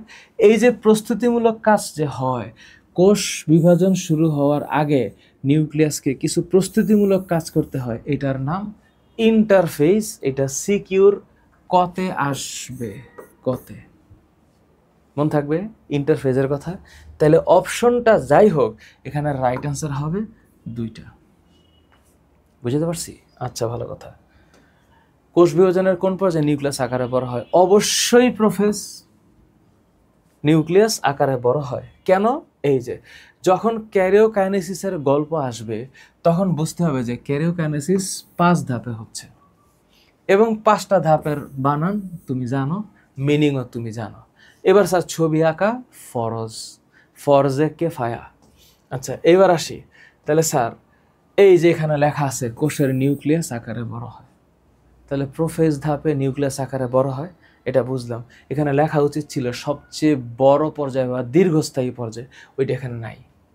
আমি এখানে জাস্ট একটু লিখে দিলাম কোন জায়গায় যুক্ত হচ্ছে, সেন্ট্রোমিয়ারে যুক্ত হচ্ছে। তাহলে স্যার আমার অপশনের অ্যান্সার কি? প্রোফেজ। কোষ বিভাজনে কোন ধাপে নিউক্লিয়াস প্রায় বিলুপ্ত হয়? প্রায়, এটা অত্যন্ত মানে কনফিউজিং কোয়েশ্চেন। এটা প্রোফেজে হইতে পারে, প্রোমেটাফেজে হইতে পারে। যদি প্রায় বিলুপ্তির কথা বলে তাহলে অ্যাকর্ডিং টু ইউর বুক এটা প্রোমেটাফেজ হওয়ার কথা। কেন হওয়ার কথা? এই যে প্রোমেটাফেজ, হ্যাঁ, এখানে কিন্তু কোনো এক জায়গায় প্রোমেটাফেজ না, এখানে দেখো একটা লাইন তোমার বইয়ে, এই যে প্রায় বিলুপ্ত হয়, কিন্তু পুরোপুরি বিলুপ্ত মেটাফেজে হয়। এটা ক্লাস 9-10-এর একটা কনফিউজিং কোয়েশ্চেন। তো এখানে কি হবে? একটা স্পিন্ডল যন্ত্র তৈরি হবে, স্পিন্ডল যন্ত্র তৈরি হবে। আচ্ছা, ভালো কথা। মাইটোসিসের কোন ধাপে তাহলে যন্ত্র তৈরি হয়? প্রোমেটাফেজে। মাইটোসিস বিভাজনের কোন ধাপে অপত্য ক্রোমোজোম সৃষ্টি হয়?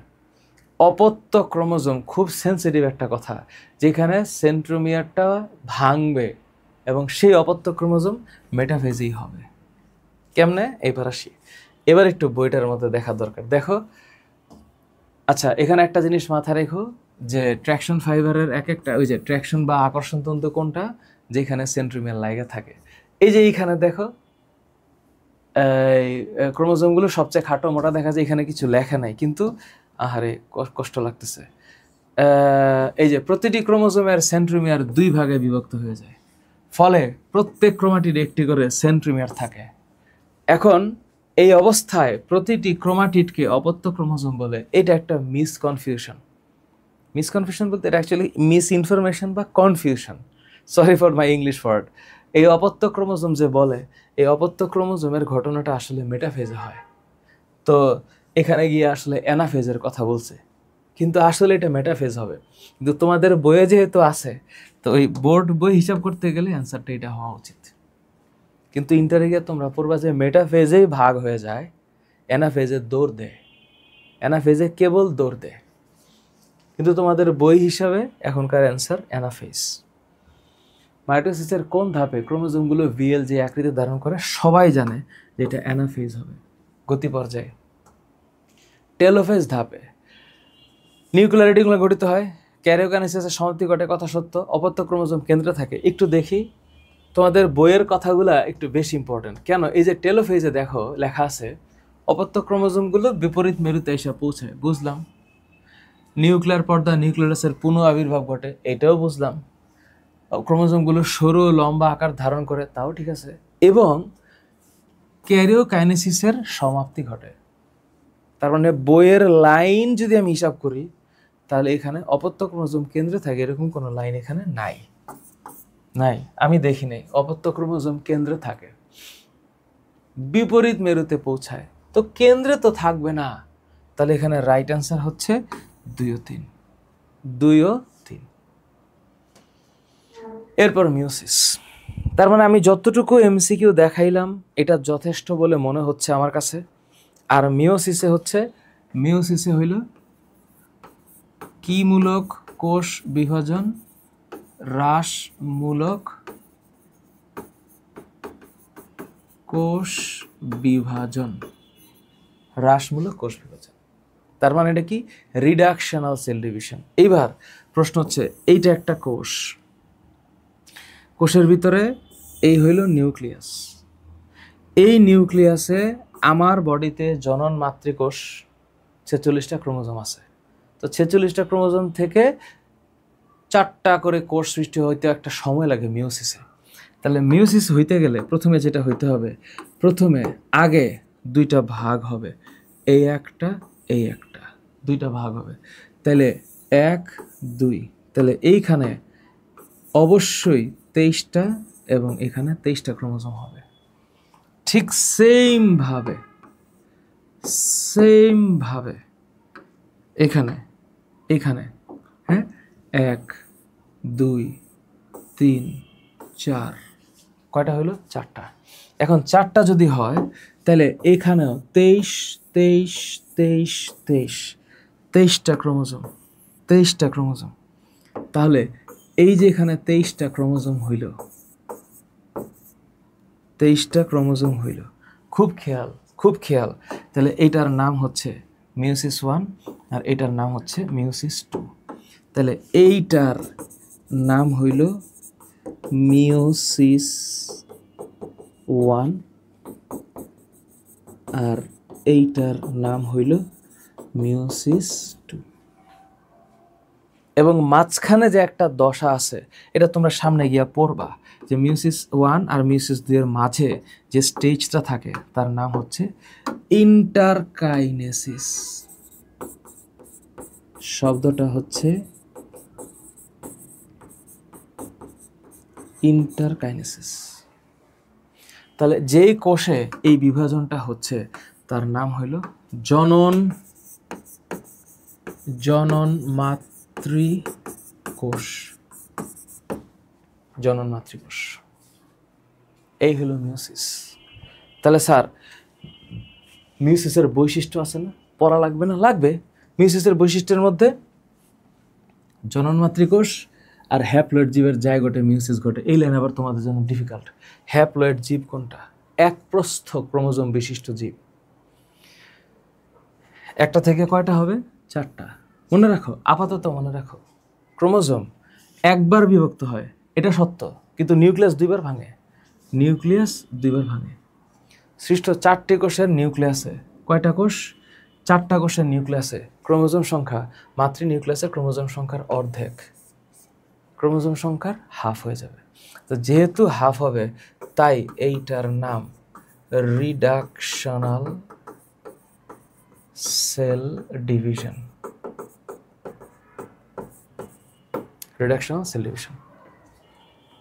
বুঝাতে পারছি?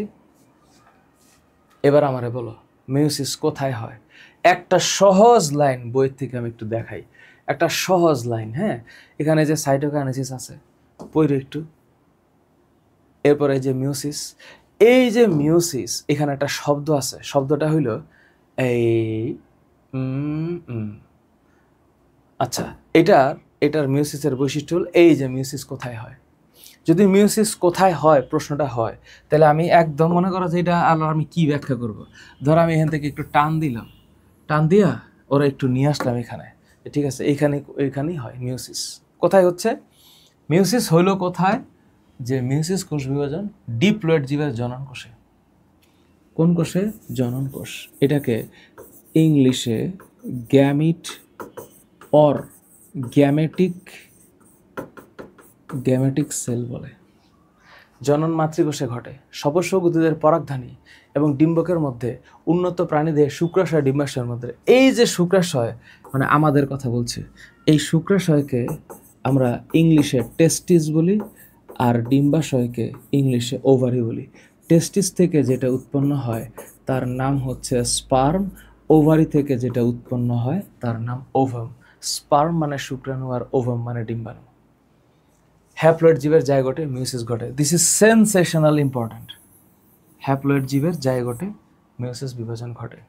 তাহলে মিওসিস না হইলে অর্ধেক হইতো না। আচ্ছা, মিওসিস নিয়ে আরো অনেক কথা আছে সামনে। তো নিচের কোনটিতে মিওসিস ঘটে? অফকোর্স জনন মাতৃকোষে। সপুষ্পক উদ্ভিদের মিওসিস কোথায় ঘটে? সপুষ্পক উদ্ভিদের মিওসিস ঘটবে পরাগধানীতে, না পরাগরেণুতে। স্যার কোথায়? এই যে একটা লাইন আছে, সপুষ্পক উদ্ভিদের পরাগধানী ও ডিম্বকের মধ্যে। এই যে পরাগধানী, আগেরটাই ঠিক ছিল, সরি মাই মিস্টেক। পরাগধানীতে কারণ এখানে পরাগরেণু সৃষ্টি হবে, পরাগরেণুতে না, পরাগধানীতে। মিওসিস কোষ বিভাজনের সময় জনন মাতৃকোষে পরপর কয় ধাপে বিভাজিত হয়? মিওসিস কোষ বিভাজনের সময় জনন মাতৃকোষ পরপর কয় ধাপে বিভাজিত হয়? পরপর 2 ধাপে বিভাজিত হয়, মিওসিস 1, মিওসিস 2। ওই বিভাজনের প্রকৃতি কী রূপ? ওই বিভাজন মানে কোনটা? এটা হলো মাইটোসিস, আর এটা হলো মিওসিস। এবং সম্ভবত কিছু একটা আছে এখানে যদি পি বলে তাহলে এটা হলো সমবিভাজন, তাহলে পি এটা হলো সমবিভাজন। আর যদি কিউ হয় তাইলে এটা হচ্ছে হ্রাসমূলক বিভাজন। এখানে অস্বাভাবিক নাই আর দ্বিবিভাজন নাই। অস্বাভাবিক হইলে যেটা হবে সেটা হচ্ছে ক্যান্সার, আর দ্বিবিভাজন এটা হচ্ছে অ্যামাইটোসিস।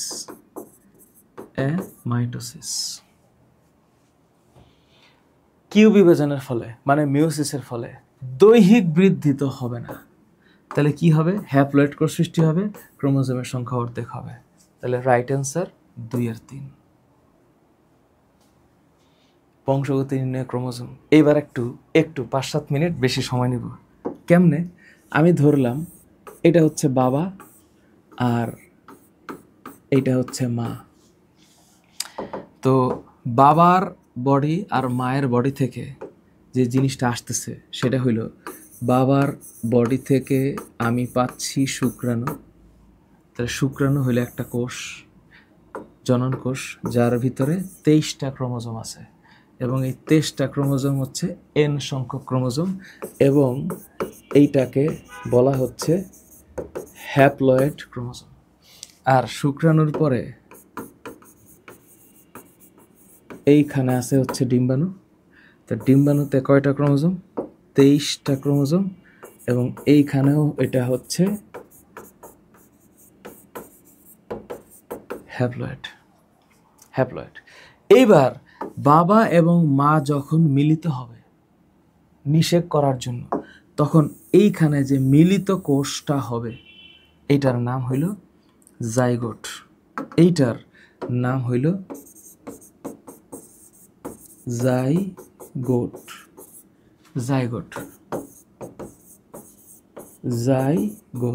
এবং এই জাইগোটের মধ্যে যতটা ক্রোমোজোম থাকবে টোটাল কয়টা? 46টা।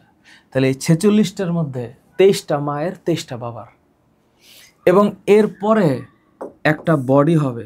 তার মানে এরপরে যদি একটা বাচ্চা হয় এবং এই বাচ্চার বডিতে যদি 100 কোটি কোষ থাকে, তাহলে 100 কোটির কোষের মধ্যে 46টা করে ক্রোমোজোম আছে।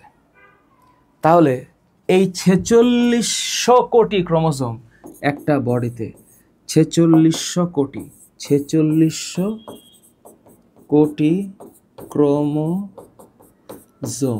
4600 কোটি ক্রোমোজোম, এর মধ্যে 2300 কোটি বাবার, 2300 কোটি মায়ের। তার মানে এই যে বাচ্চাটা আমি শুরুতে যে আলাপ করছিলাম, এই বাচ্চাটার সমগ্র ক্যারেক্টারিস্টিক্স বাবা থেকেও আসে, সমগ্র ক্যারেক্টারিস্টিক্স মা থেকেও আসে, এবং এইভাবে বংশগতি হয়। তার মানে বংশগতিতে আমি যখন শব্দটা উচ্চারণ করব বংশগতি, তখন এখানে খেয়াল করতে হবে আমি কার কথা বলছি? ক্রোমোসোমের কথা বলছি, এবং ক্রোমোসোমের মধ্যে আমি কিসের কথা বলছি? জিন। আর এই জিন বৈশিষ্ট্যের প্রকাশ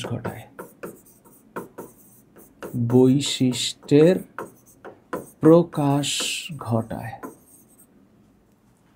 এই হইল পড়া। এবং তারপর নিউক্লিক অ্যাসিড, যখন আমি একটা কোষের কথা বলবো, একটা সিম্পল একটা কোষের চেহারা তোমাদেরকে একটু দেখাই। মনে করো একটা ক্রোমোজোমের চেহারা কেমন হইতে পারে? একটা ক্রোমোজোমের চেহারা এমন হয় যে এই হলো ক্রোমোজোম। তো ক্রোমোজোমের ভিতরে কিন্তু এই যে এইখানে একেবারে পেঁচানো যে সুতার মতো যে অংশটা দেখা যাচ্ছে না, এই যে পেঁচানো সুতার মতো অংশটা, এইটার নাম হচ্ছে ক্রোমাটিন। তারপর এখানে অনেকগুলো পাথরবন্দি মনে হচ্ছে না? এটাকে যদি আমি আরেকটু তোমাদেরকে ভেঙে দেখাই, পাথর, এই যে পাথর, এই পাথরের মধ্যে এটা আসলে পাথর না, এগুলা সব হচ্ছে এক একটা প্রোটিন, এবং এই প্রোটিনের নাম হচ্ছে হিস্টোন প্রোটিন। এই প্রোটিনের নাম হিস্টোন প্রোটিন। তো এই যে ক্রোমাটিন, এটা হচ্ছে ক্রোমাটিন মানে চিকন সুতা। তো চিকন সুতা, এরপরে যদি চিকন সুতার ভিতরে ঢুকি, তাহলে চিকন সুতার ভিতরে ঢুকলে এই রকমের একটা ডাবল হেলিক্স পেঁচানো সিঁড়ির মতো একটা চেহারা দেখা যাবে, আর এই জিনিসটার নাম হলো ডিএনএ। এগুলো অনেক কথা, অনেক লম্বা কথা, আস্তে আস্তে বলবো। তো ডিএনএ কেন? কারণ এই চেহারাটা হইলো, ডিএনএর চেহারাটা হইলো এমন, ডিএনএর চেহারাটা হইলো এমন। আর যদি তুমি আরএনএর চেহারা বলো, আরএনএর চেহারাটা হচ্ছে সিম্পল একটা প্যাচ, আর কিছু না। তাহলে এই যে ডিএনএ, এই ডিএনএ জিনিসটা হইল দ্বিসূত্রক। এই ডিএনএ জিনিসটা হইল দ্বিসূত্রক, আর আরএনএ এটা হইল এক সূত্রক। তোমরা সামনে 9-10-এ ইনশাআল্লাহ বায়োলজি বইয়ের 12 নম্বর অধ্যায়ে এটার ডিটেল পড়বা। আপাতত জানা রাখো, এখানে অ্যাডেনিন, থায়ামিন, সাইটোসিন আর গুয়ানিন থাকে নাইট্রোজেন ক্ষারক হিসাবে। সো এই যে ডিএনএ, এটার ফুল ফর্ম হচ্ছে ডিঅক্সিরাইবো নিউক্লিক অ্যাসিড। এখানে 3টা জিনিস থাকে, পেন্টোজ সুগার। আমি এখানে লম্বা করতে পারবো না ক্লাসটা, তাহলে এটা নিয়ে কথা শুরু করলে আবার 1 ঘন্টা লাগবে। তারপর 2 নাম্বার হচ্ছে নাইট্রোজেন ক্ষারক, আর 3 নাম্বার হচ্ছে অজৈব ফসফেট, অজৈব ফসফেট। তাহলে এই যে পেন্টোজ সুগার, নাইট্রোজেন ক্ষারক আর অজৈব ফসফেট, এটা মিলে ডিএনএ হয়। তাহলে অ্যাডেনিন আর থায়ামিনের মাঝে ডাবল বন্ড, সাইটোসিন আর গুয়ানিনের মাঝে ট্রিপল বন্ড, থায়ামিন আর অ্যাডেনিনের মাঝে ডাবল বন্ড, সাইটোসিন আর গুয়ানিনের মাঝে ট্রিপল বন্ড। আস্তে আস্তে পড়বা, একটু জেনে রাখো আপাতত। এই হলো ডিএনএ আর এই হলো আরএনএ। এবং এই ডিএনএ আরএনএর মধ্যে আমি যদি একটা ছোট্ট ডিএনএর একটা স্ট্রাকচার চিন্তা করি, দেখা গেছে এই ডিএনএর এই এতটুক অংশ মিলে, ছোট একটা অংশ মিলে জিন হয়, এবং এটা ফিক্সড অংশ জিন। এই জিনের ইংলিশ শব্দটা হচ্ছে জিন, এবং এই জিন বংশগতির মানে মূল ভিত্তি। যদি ভৌত ভিত্তি বলে বংশগতির, বংশগতির ভৌত ভিত্তি, ভৌত ভিত্তি যদি বলে, তাইলে এইটার এক নামে উত্তর হচ্ছে ক্রোমোজোম। আর যদি বংশগতির রাসায়নিক ভিত্তি বলা হয়, রাসায়নিক ভিত্তি, তাহলে এটা হচ্ছে ডিএনএ। ডিএনএ আর ডিএনএর মূল সূক্ষ্ম যে জিনিসটা আসলে কাজ করে, সেটা হচ্ছে জিন, বাবা মার বৈশিষ্ট্য সন্তানে দেওয়ার জন্য। তো ইন শর্ট যতটুকু বলেছি তাকে সামারাইজ করলে, এই নিউক্লিক অ্যাসিড হইল এমন একটি অ্যাসিড যেটা নিউক্লিয়াসে এবং মানে কোষের মধ্যে অবস্থিত 3টি জিনিস নিয়ে হয়।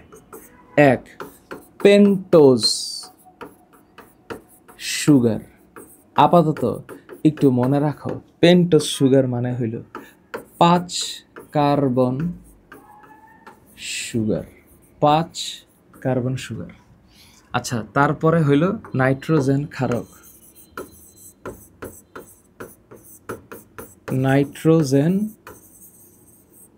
ক্ষারক। তাহলে নাইট্রোজেন ক্ষারক যদি হয়, তাহলে এটা হচ্ছে নাইট্রোজেন বেস। আপাতত জানা রাখো, নাইট্রোজেন বেস 2 ধরনের হয়, একটার নাম হচ্ছে পিউরিন, আর একটার নাম হচ্ছে পাইরিমিডিন। তো পিউরিন যেটা, এখানে 2টা জিনিস থাকে, এক অ্যাডেনিন আর একটা হচ্ছে গুয়ানিন, জাস্ট একটু জানা রাখো।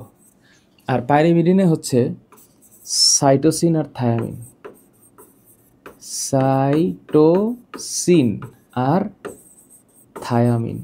হ্যাঁ, আর আরএনএর মধ্যে আরেকটা জিনিস থাকবে, সেটা হচ্ছে ইউরাসিল।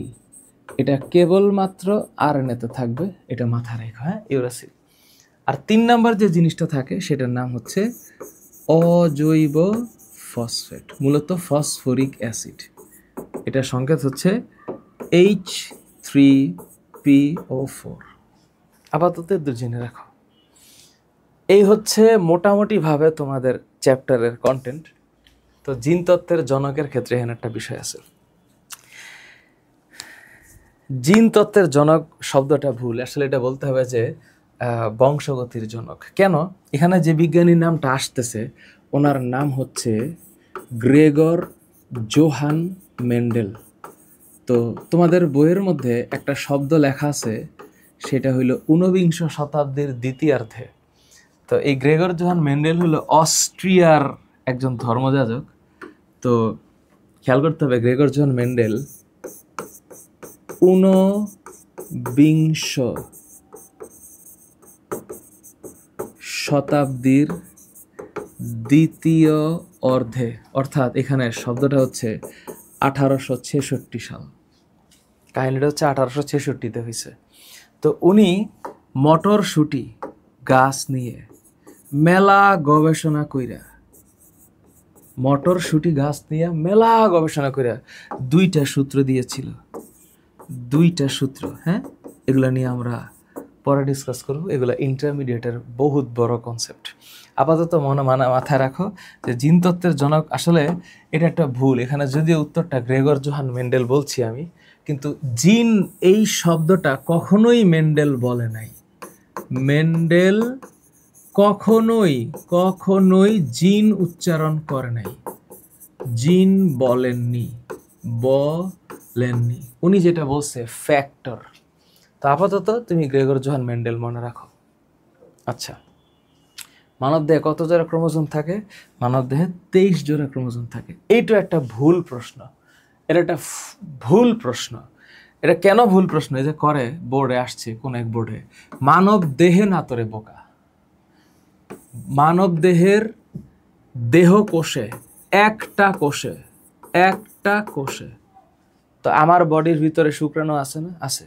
আল্লাহ আমাকে 2টা সন্তান দিছে, একটা মেয়ে একটা ছেলে। তো আমার বডিতে শুক্রাণু আছে, অ্যাক্টিভ স্পার্ম। তো আমার বডিতে যে দেহকোষ আছে, সেই দেহকোষে তো 46টা ক্রোমোজোম আছে না? কিন্তু আমার শুক্রাণুর মধ্যে কি 46টা ক্রোমোজোম আছে না? তো তাহলে আমার যে জনন কোষটা আছে, জনন কোষ, সেখানে তো 23টা ক্রোমোজোম আছে। তো মানব দেহে কত জোড়া ক্রোমোজোম? এটা তো ভেগ কোয়েশ্চেন।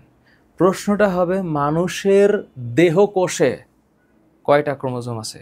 উত্তর 46টা। মানুষের দেহ কোষে কয় জোড়া ক্রোমোজোম আছে? উত্তর 23 জোড়া। এই পর্যন্ত ঠিক আছে। সুতরাং এই প্রশ্নগুলো বাদ দিতে হবে, এটা লজিক্যালি আনসেফ কোয়েশ্চেন। কোনটি মানুষের চামড়ার রং নিয়ন্ত্রণ করে? অবশ্যই মানুষের চামড়ার রং নিয়ন্ত্রণ করে জিন। কেন? স্যার এই জিনের মধ্যে তো বৈশিষ্ট্য আছে, বইয়ের মধ্যে আছে না? আছে। কোথায়? এবার আমি একটু বইটা দাগাই দিই, বইটার কথা একটু ভুলে গেছিলাম। মিউসিস কোষ বিভাজনের ক্ষেত্রে একটু মাথায় রেখো, মিউসিস 1 হয় এবং মিউসিস 2 হয়। ক্রোমোজোম সংখ্যা অর্ধেক হয়। পারবো না? আচ্ছা, তা আগে জনন মাতৃকোষ থাকে 2n, সেখান থেকে 4টি অপত্য কোষ হ্যাপ্লয়েড হয়। ঠিক আছে, ভালো কথা। মিউসিসের ক্ষেত্রে এই যে এখানে একটা বিশাল ঘটনা। প্রথমে সংজ্ঞা, যে মা ও বাবার কিছু বৈশিষ্ট্য সন্তান সন্ততিদের সঞ্চারিত হয়, তাকে বংশগতি বলে। সংজ্ঞা। 19বিংশ শতাব্দীর দ্বিতীয়ার্ধে একটা কথা বলছে, লেখা রাখো, এইটা হচ্ছে 1866। ওকে, বংশগতি নিয়ে বিশাল এখানে। এই জন্য মানে মেন্ডেলকে বংশগতির জনক, এইটা ঠিক আছে, নট জিন তত্ত্বের জনক, বলা উচিত বংশগতির জনক। আচ্ছা ঠিক আছে, এবার আসি কিছু কথা।